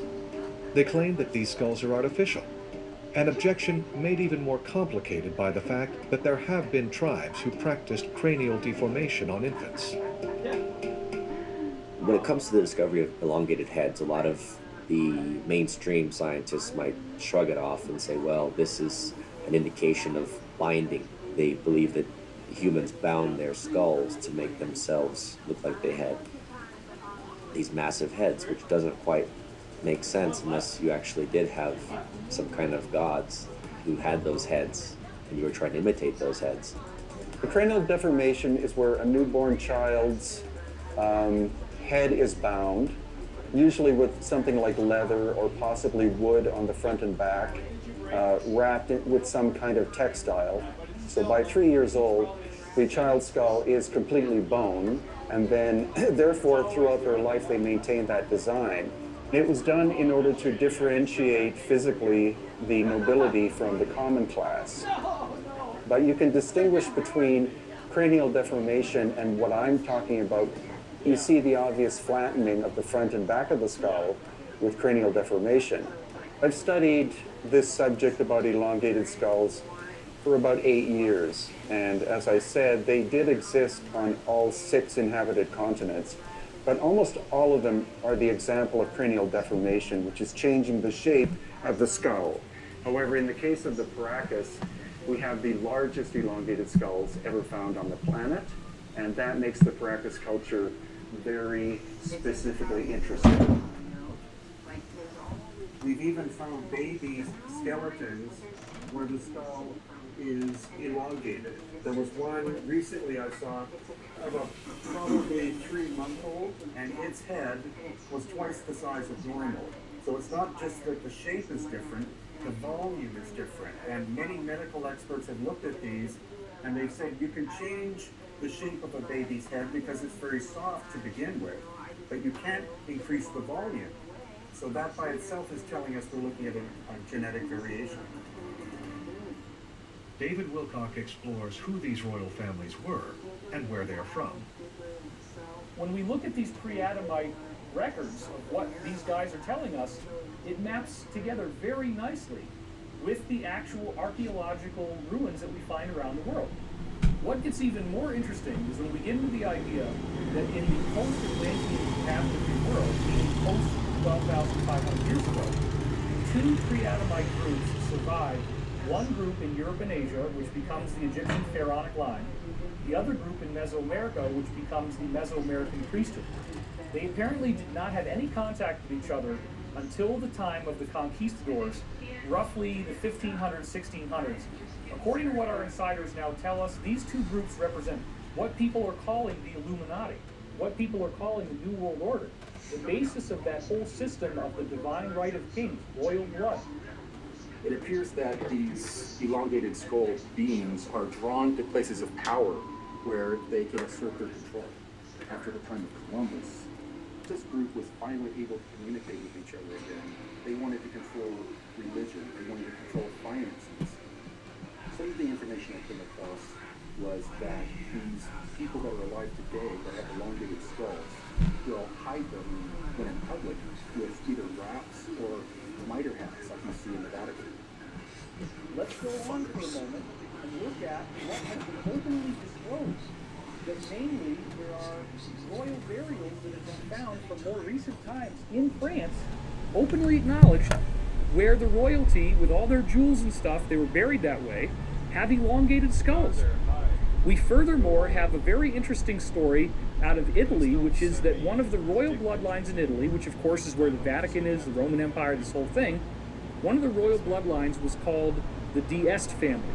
And you have Prince Leonello d'Este, the prince and the princess, and they both have ridiculously elongated skulls in every illustration of them. And this is as recent as the 14th century in Italy. The actual bloodline of the d'Este family, it matriculates into almost the entire European royalty. It goes all over the place. Germany, France, Belgium, Britain. I've often tried to get insiders to reveal exactly how many of these people still live on Earth that have the elongated skulls. I've heard a number of 15,000 been thrown around. Corey has suggested there might be more than that, but we don't really know. According to recent whistleblowers, they have seen people with elongated skulls in places like London, in the financial district, in New York, and the Vatican. Is it possible that these ancient elites with elongated skulls are controlling our political and religious organizations? And if so, could this be a way of safeguarding some great secret? Perhaps something of unimaginable value hidden under the ice in Antarctica? Tom DeLonge and a group of military people, including the head of Skunk Works, Lockheed Skunk Works, and they were going to come into this from the ancient past, that the Anunnaki and the Greeks were extraterrestrials. There was another group working allegedly with some of the astronauts who were saying that they've encountered UFOs and they were going to come into an announcement. I was told strange planet, that the Vatican in Rome, Pope Francis, has been standing, waiting to collaborate with whichever of these groups would be the ones that would tell the truth. We're not alone in the universe. The Vatican is ready to stand up with whoever in the United States makes that announcement. behind the scenes. There was a Signora Balducci who said that the Vatican had information about extraterrestrials, and that there was a decision made in the beginning of the 90s that the Vatican would support announcements of the existence of other life in the universe, and say, this reinforces the size and the strength of God. What kind of information about ancient races on this planet and their connection to Antarctica might be the next reveal? Corey Good describes Antarctica as a crash site from a nearby planet. About 55 to 60,000 years ago, a group of beings that originated on Mars crash landed in Antarctica. This group happened to have very elongated skulls. Not only did they have elongated skulls, but they were about 14 feet tall and had a very strange physiology. Scientists have stated that it is obvious that these beings did not develop on Earth, that they had developed in an area where the barometric pressure or gravitational fields were much different, which explains their differences in their physiology. Some ET group understood this science and built all these pyramids right there on that island because they needed that energy dose. So the pyramid is harnessing incredible energy. We see pyramids in Africa, there's pyramids in the Sudan, all over the world. There's actually forgotten pyramids in Indonesia. So the pyramid is truly a worldwide phenomenon, that it completely defies anything that makes sense unless you are well initiated into the science of the Russians, the science of torsion fields, the science of biologically active energy that will in fact feed life and make life healthier and more vibrant. Because that's exactly what happened in the pyramids. Let's say that you inject a white laboratory mouse with a virus or a toxin that would normally cause a disease condition to develop in approximately 30% of the specimens. If you give them pyramid energy, instead of 30% mortality, only 3% mortality. And even in cases where white mice were given doses of toxins so high that 60% of them would die very quickly, only 6% of them died in the presence of pyramid energy fields. There also were experiments done where granite slabs were stored in the pyramids and then positioned into prisons, and all the prisoners in those prisons who had the granite in their cells suddenly have these massive improvements in their behavior. They become friendlier, they become happier, violence goes way down. Nothing else was done. It's really incredible. Are there scientific principles and mathematical codes intrinsic to the nature of the pyramid shape that this ancient race might have understood? The pyramid is a really interesting symbol, and I believe it comes from the divine mind itself, because the top point of the pyramid represents the unity, or the center, or the central axis of the divine monad, whereas the base is actually a cube that represents the four elements and the dimensions of space-time. So through the model or symbol of the pyramid, you see the whole flow from unity into multiplicity as an entire thing or wholeness. I think of other monuments that were purposely buried, maybe because they were too powerful, maybe because the creatures that built them didn't want us to destroy ourselves with that technology. And maybe those areas, if you go deep enough, have the kind of rock strata necessary in order to cause these vibrational frequencies to occur. If the pre-Adamites existed, and Antarctica was their base where they built powerful pyramids to affect the planet, how would revealing this now affect the world we live in today? It does seem that this civilization would have been literally indestructible as we moved into the final 12,000 years of this big cycle that all the ancient myths talked about. So what appears to have happened is that in fact there was a judgment made to allow this flood to occur, and that the flood not only sank the Atlantean continent, making it Antarctica, but it also did sink many other areas of megalithic architecture, such as the gorgeous pyramid that we see in the Azores off the coast of Portugal, such as the sunken architecture we see off the western tip of Cuba, what we see around the coast of India, what we see in Japan, where you have sunken architecture down there, all kinds of stuff that's coming up that defies the conventional view, Göbekli Tepe in Turkey just being another example.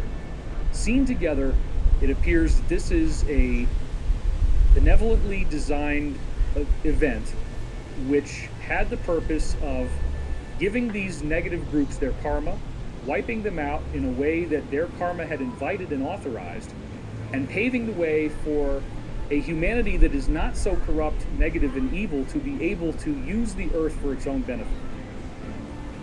Could this pre-Adamite culture have created a different kind of world using their knowledge of pyramid building? Was their influence positive or negative on the surface of Earth?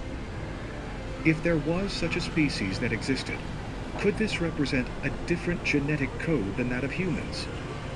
Is it possible that this different species was almost destroyed in a cataclysm that encouraged the survival of the human species to shepherd the Earth?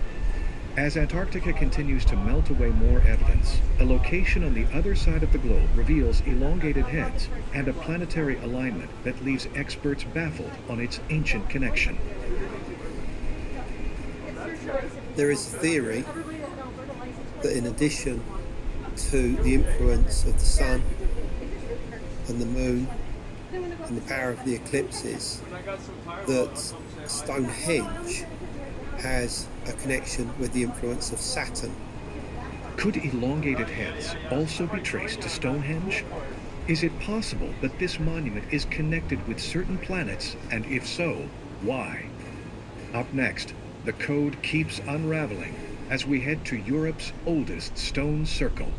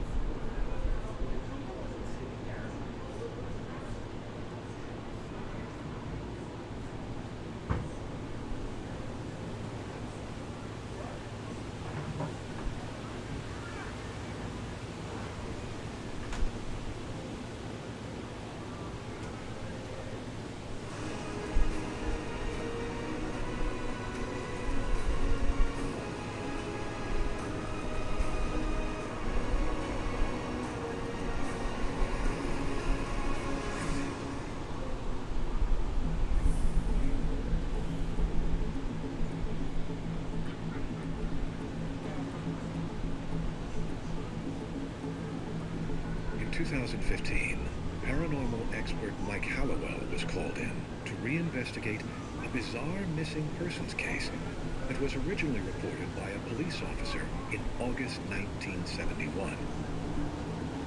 The report stated that late one summer evening, 5 teenagers converged on the ancient ruins of Stonehenge to tap into the vibrations.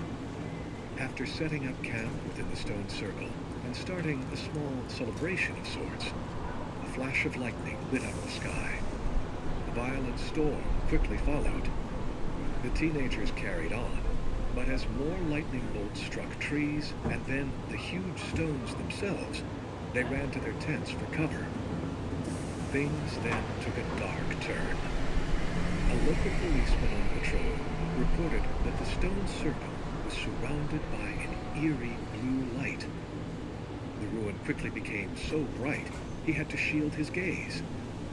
Moments later, he heard blood-curdling screams coming from the middle of the circle, and then nothing.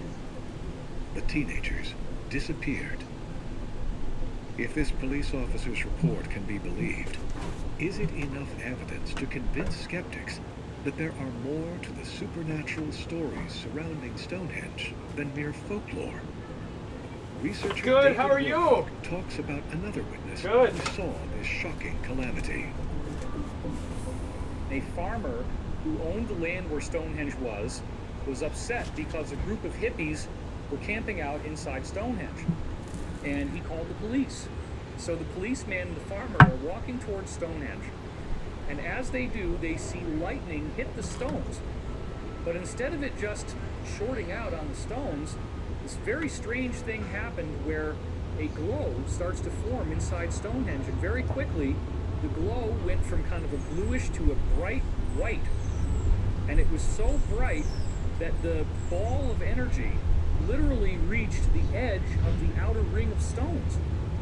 The farmer and the policeman start to run towards this because there's this flash, and then the light is gone. This is eyewitness testimony now, indisputable. Eyewitness testimony is provable in a court of law. Whatever was in there had gotten completely portaled out. Is there something more mysterious going on at Stonehenge than has been suggested? Stonehenge is one of the great enigmas of the ancient world. In the 1960s, an American astronomer by the name of Gerald Hawkins came up with a wonderful theory. He believed that Stonehenge was a great stone computer and that its purpose was to predict eclipses of both the sun and the moon. There are also other alignments towards prominent settings of the sun.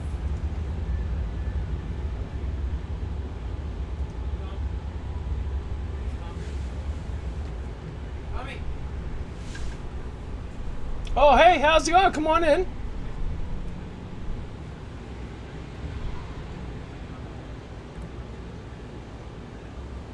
How's it going? Not too bad. How are you? Good, good. What you up to?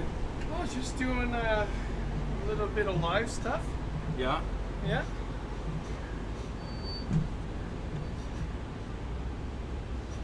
Holy cow.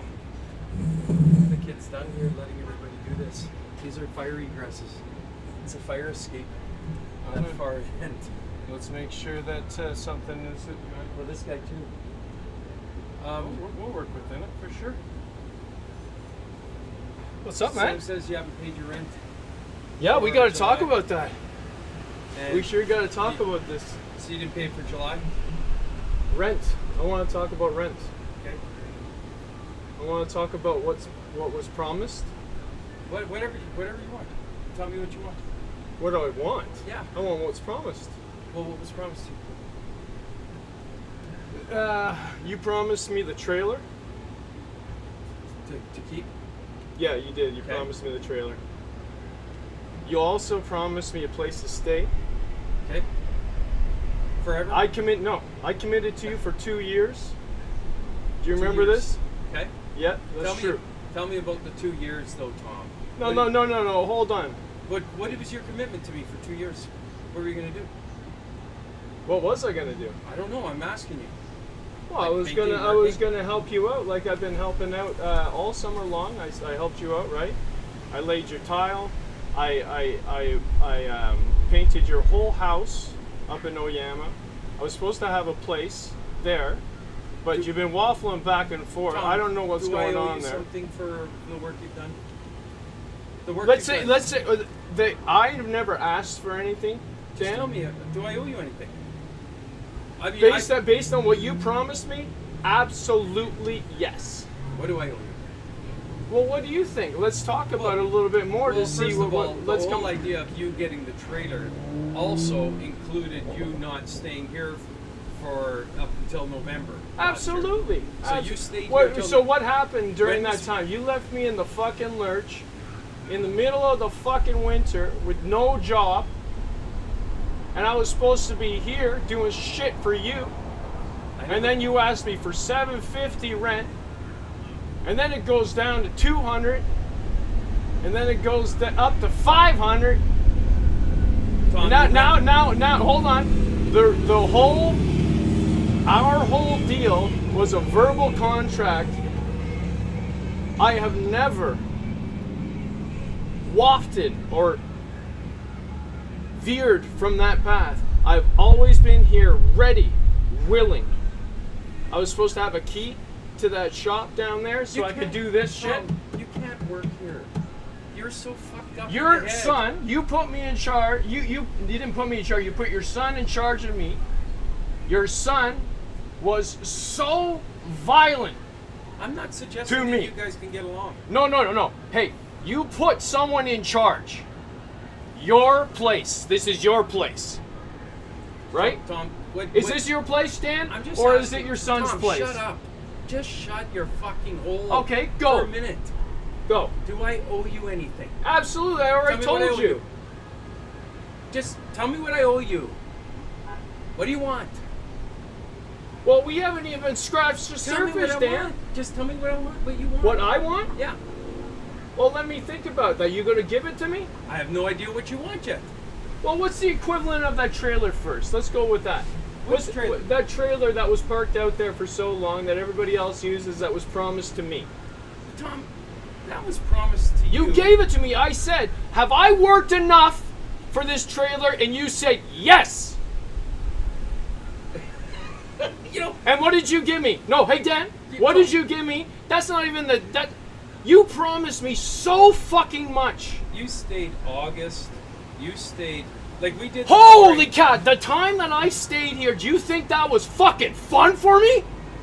Tom, you made it so fucking difficult for me. Dan, I'm your friend. I'm your nemesis. No. I must Now, be. yes, you are now, I'm the because you made an enemy out of me. I wrecked it. You came into my place, my house, and you said, I don't like the way things are going here. So, you take a look around, don't you, Dan? You take a look around. Oh, what's going on? Oh, is the conversation getting too hot for you? No, you talk here, in front of people, in front.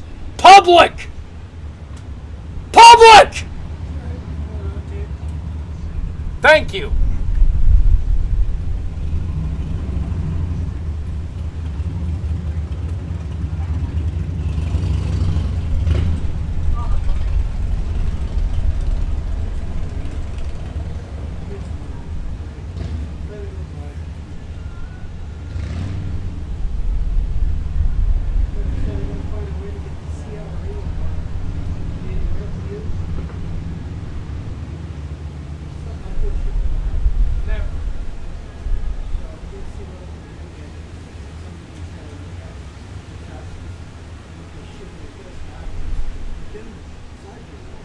Yep. How come you not pay? How come you haven't paid that guy what you said? And first, second of all, how come you didn't sign a contract? A verbal contract doesn't mean squat to us. But the fact is, you've done a lot of good things there. That's a good thing. But the downside is, he owns a company. How he runs the company is based on our needs, not his. So if he's deficit in taxes, well, then you need to get a hold of us. If you don't get a hold of us, we can't do anything because we don't know what's going on. So now if you put that little birdie in their ear, then they're going to go, whoa, really? Oh, it's okay, well, let's have a look at that. So the RCMP come here and gives them a court date, and he shows up and he doesn't have anything to show for it. He's screwed. Yep. Saying, well, you owe us $125,000 at the end of the month. What do I want? Do you think you could buy me off with money? It's still out there. You think you could buy me off with money? Whoa, he's talking to the brains. Doug, your favorite slasher. Friday the 13th, of course, is serious at that. I'm not having sex, nobody answers. He's got a lot to answer for, this one. I immediately caught a check from Friday the 13th. Friends do shitty things. Friends. Tommy, I just don't want to get in a situation where I can't leave your apartment now. Because if you and I are going to have an argument, you're going to say, no, you can't go through that apartment. So I'm over here now. If you want to speak to me, you can. You're always welcome to come in, Dan. Tom, I don't But feel you know what? It is your responsibility to hear me out. How bad you fucking made it for people. Good. Yeah. Tommy, come and tell me. I have! Why are you angry? Oh, I wonder fucking why, Dan. Tell me why you're mad at me. Okay, I gave you... Promises unkept. Friendship fucked over. By who? You! You know, the promises that you feel I made to you, the conversations that we had about where we I could go feel? with No, life. it's not I feel. It is actually fact. And you can't deny the conversations we had in regards to the things that were promised to me. And I didn't even ask for them. It was the fact that they were fucking promising you do this to everybody, Dan. You promise everything to everybody. You don't fucking give out. In the end. What would you like? Dan gets everything. Tell me what you want, Tom. Well, let me think about that, Dan. How about you put an offer on the fucking table? How about you be accountable for what you have been doing? Instead, how about you do some thinking on it? You know what? One time we were talking in the summer and you were talking about Joe, who was working for you, and you said, you know, I want to do something good for him, right? Did you follow through with that?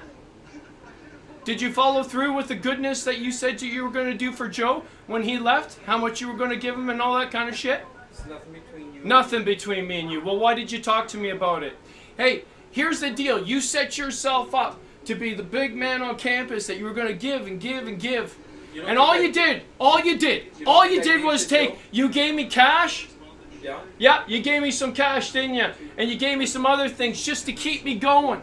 What are you But I doing? didn't have fucking anything. You sent me to a fucking slum while you were sleeping in my house. You asked me to. Yeah, and that's fine, man. But you put me in a fucking slum and I tried to clean it. You gave me no fucking supplies. I don't even have my fucking painting gear here, man. All my shit is in Yoyama. At your place. I have my painting gear. I have my furniture. I have everything there. I have pots and pans and spices. I have no fucking money. And what? You don't fucking care. How many times did I tell you? How many? How many times do I have to? One. One time. Oh boy. Oh boy, I don't know what to do, man. I got a $500 lazy boy at your place that I could have sold for fucking food. Yeah? Is that what you want, is food? Oh, fuck you. Food. Like, what do you need? I don't need anything from you, and I told you that. You promised. What about the bike I said? If you lose this bike, you owe me for it. And you let it go. You let it get... You told me that bike, when it was stolen and I chained it up at that piece of shit that you called, that I had to call home, okay? That slum that you owned, I had to call home, fine. Okay, I stood in that slum, and that bike that you gave me, thank God, I really do appreciate it. All this stuff up until a certain point. But you said, when that bike was stolen, I said, I feel fucking responsible. You said, don't worry about it. Now what, Dan? Now what? What do you want? You want some fucking money? I'll get you money. You want $500 for that bike? Well, you're gonna lose your fucking motel, friend. That's what you're gonna do. You're gonna lose your fucking motel over what? A fucking bike? Oh, what? You're gonna look at that weather stripping there and say, oh my God, who did that? You did this to me, Dan. Where did you get so much anger? Woo-hoo-hoo-hoo! No, when? When? Was it during the winter? Right now, when you entered my house, I became angry. Until then, I have not! Stop being a fucker! And stop using my friends and my family or whatever the fuck you're doing and RCMP on speed dial, your fucking son. I'm on a fucking bike. I'm talking to him about something that is very fucking important. He aggressively comes towards me and then he calls the RCMP. I'm on a fucking bike. How can I be aggressive? He came to me. Oh, we got someone aggressive here. This is after I've been beaten, Dan. tortured 12 fucking hours by 6 RCMP officers in that park. You don't fucking care. Did you call? Did you call it in? Maybe not. But fuck, man.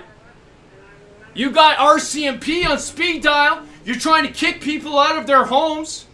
I don't know who you're talking about, buddy. I really don't. I don't know who I'm trying to kick out of what home. How about, instead of fucking around with other shit, this is your business. Be here. And then you fucking know. Do you know how much I've done for you so far? And I haven't even been asked, and I don't fucking care about you, but I fucking care about your daughter?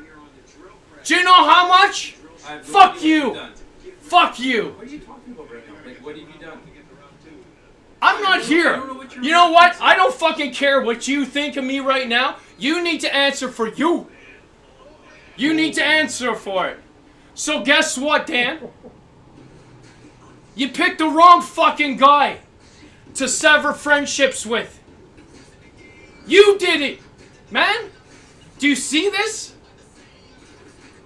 You expect so fucking much out of everybody with no acceptance. Good talk.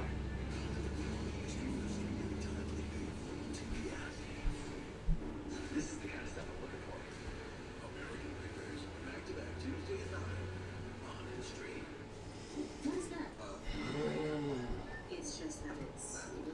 Yes, it is. It's for me.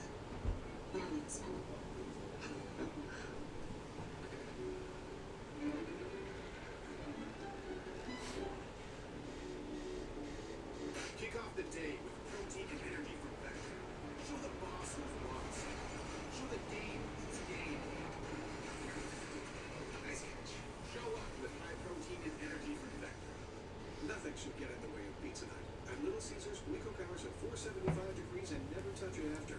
And for a limited time, get unlimited two-topping medium pizzas for $6.99 each only when you order online. Get yours with non-contact carry-out and delivery. Izzy is crazy about boxes. In her lifetime, she'll jump in and out of hundreds. That's why Iams creates delicious recipes tailored to help you burn after adventurous mess. Iams, who I am. That's Doris' house. She's gotta be ready to sell. Doris is still pretty spry. She's not going anywhere. So get off her lawn. Retire at the home you love with a chip reverse mortgage from Home Equity Bank. True living. It's not easy. So don't do it alone. Nicolene Frequency gets to work on your ratings in 60 seconds to help increase your chances of winning. Nicolene, let's do something amazing. Right now, you're tapping, swiping, and sending money more than ever. We can help with unlimited transactions and free Interact e-transfer transactions. As always, we're here with everyday advice. The TV Unlimited Checking Account. You can get free.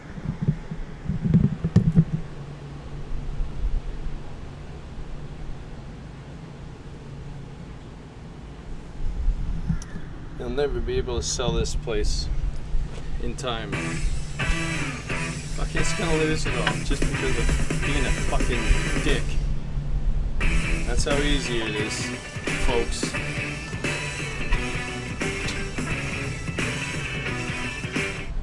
Oh my god. If you're not gonna follow through with promises, don't promise them.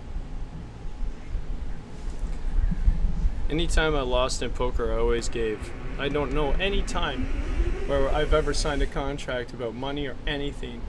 If I said it, or somebody else did, that was their word, and their word is fucking worth something. Should be anyways. Well, we got it on record. He owes. What do you think you owe me? I'm done talking right now. I'm in the middle of a session. Thanks. Come back another time.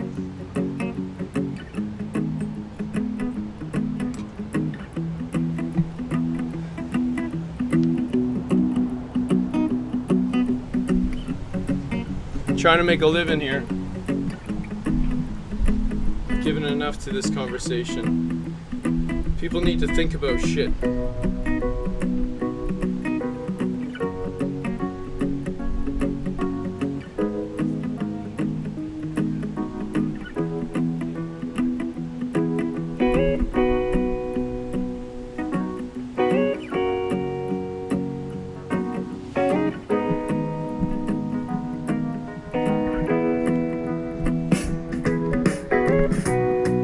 Open up your mind and see like me.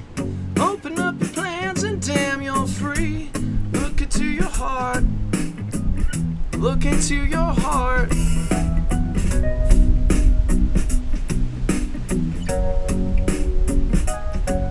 Now, Tom, you're always happy. What's going on? You must have some kind of disorder. Hey, Hulk. What's the secret? How do you control your anger? You know what the secret is? I'm always angry. Why? For one, I'm green.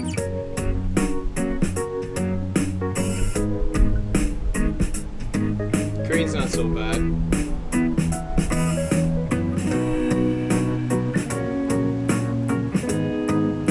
Thanks for coming out, T in Space. Welcome to another episode where we explore space like it's never been explored before. Gotta watch out for those Archons.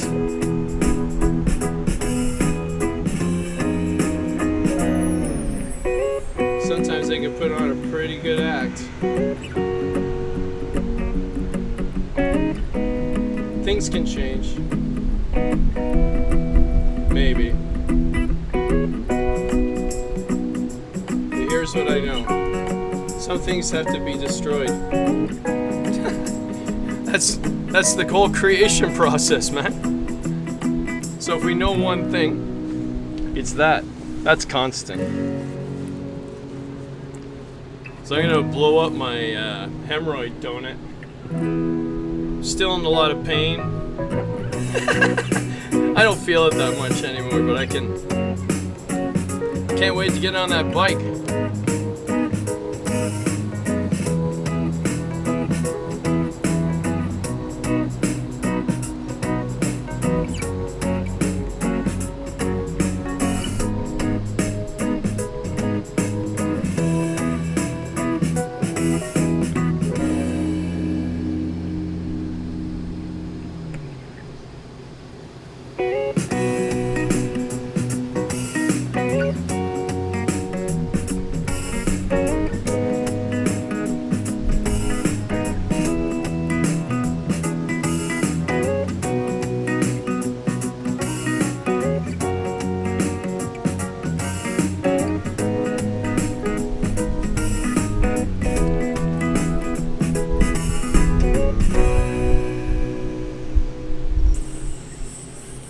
Jason Mraz, everybody, live from the Beaumont Motel, room 240.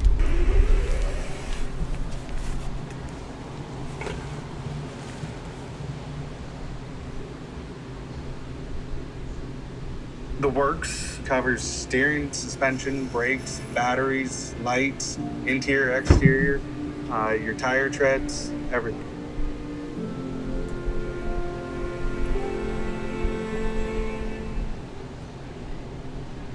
One tab of new Finish Quantum Ultimate. Scrubs, degreases, and shines. New Finish Quantum Ultimate.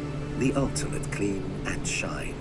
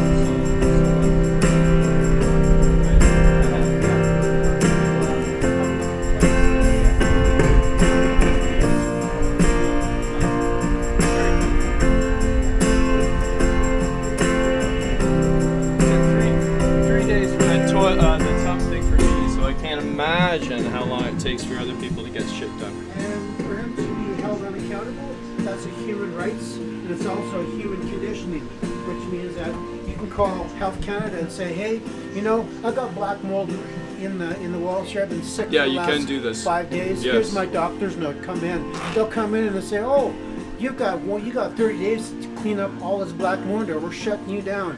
You're a health violation as of now. Yeah. You got 30 days. Click. And here's the documentation. 5 days later, he gets it, and he's like, "Whoa, this is serious. I don't do this. I'm done. I might as well, you know, pack my bags and leave." Yeah. And there's no loop around that because it's a federal health issue. It's not provincial. It goes above anybody, supersedes anybody. So and that's the way you get the system to work for you, not against you. Right now, he's not doing anything. He's just barely hanging on. Well, he thinks that I won't use the system against him, but you know, normally I wouldn't get involved in a fucking system that's broken. But you need to teach these people because they have to abide by the fucking rules that they set out. Right. So yeah. Yep. 9 of spades, man. Yep.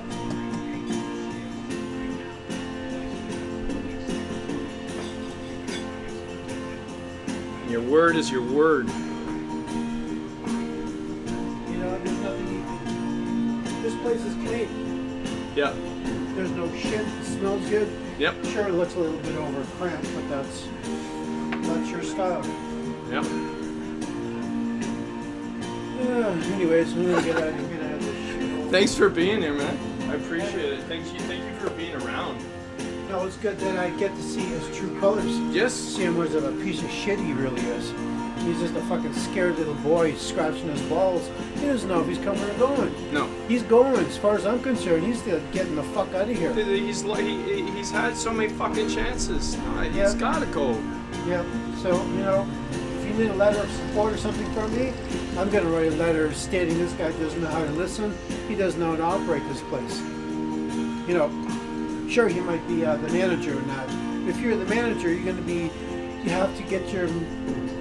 And I think it's a sad thing that his son is a real jackass too. You know, so he's not getting his way. That's the bottom line. He's not getting his way because I listen to everything he's not saying, and there's a lot there. He has a lot to be accountable for. You know, the fact that says, "Oh yeah, that trailer is yours." Well, he should have physically went into his apartment, grabbed the pink stuff, and says, "There you go. Yep. Hand a contract. Done. Where would you like it moved? Oh, park it over there. Okay, great, done. It's good to stay there? Yes. Can I get that in writing? Good, thank you. So if he says, oh, you this and that, the other thing, well, that's fine. I got a trailer I can move into. It's on your property. You said it was okay, right? Yeah. Oh yeah. There's the paper. Look at that documentation. Are you going to pay anything there? By law, you don't, because it's yours. He said you could verbally keep it there. Now, if he says, okay, now I need you to leave at the end of February. All right, I won't be here anyways. I'll be somewhere else by December. But you have to listen to what he's not saying. He's shaking in his boots. He pulls off this tough guy attitude. He doesn't like me because he knows I'm going to get in his face. She doesn't like me because I get in their face. I put the truth in front of their face all the time. You know, I have no problem with, oh, RCMP means terrorism. You don't know how to control your emotions. You do what whoever your boss says. Where does it say to be excessive abuse? Where does it say that you have to carry all this? If you think that I'm being belligerent, which I'm not. It's all being recorded right here, right now. You know, they hate it when you stand up to them, because their first thing is, oh, you should be bound submissive down to me. Yeah. I'm going, fuck you, and shove it up your ass, you fucking cunt. You're a fucking melonhead as far as I'm concerned. You have no right. You have no respect for me because you don't have it for yourself. If you had the balls or the audacity, you'd say, take off my belt. Okay, take off that fucking badge. then we're equal. Right now, you're just a piece of, you're a machine. Yep. You don't know how to listen. You don't have a heart. Do this to your kids? Do you walk up to your child and go and fucking hit her? No, not on my damn life. Well then, why are you doing that to me? You're gonna be a terrorist to your own kids? Are you a terrorist to your own kids? How much do you love your kids? That has nothing to do with that. It has everything to do with it. It has your ability to make a cognitive, healthy choice for yourself. Yep. Because if you don't make it for yourself, and you just slip off your child, well, your child is the best advocate because that child's gonna fuck you one day. Like I did to my dad. I said, "Fuck you. You ain't getting shit from me. If I become a multi-millionaire and you show up my door, I'm gonna go give him a Starbucks card and get him off the property. And if he comes back on, he's getting charged. Or the security guys get to escort him and get them the hell out of here. You know, until then, you know. So these are things that I've learned. Like, I really wanted to be a lawyer one day. No, he doesn't know that, nor does she. But I know how the system works, and how do we make the system that's tilting in his favor start tilting back to you? Well, here he is.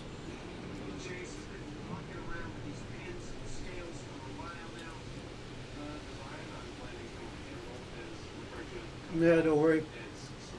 Worst things are This gonna. doesn't worry. I knew that was coming. I'm just glad it came sooner and later. Mm-hmm. Yeah. I'm glad I'm here to hear it. I Yeah. witnessed it. Yep. Absolutely.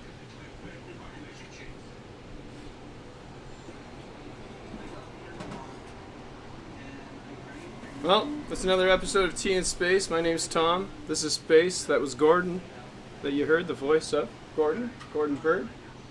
Coming to you live from room 240 at the Beaumont Motel, 80 Riverside Drive in Penticton, British Columbia, Canada, where all your dreams can come true.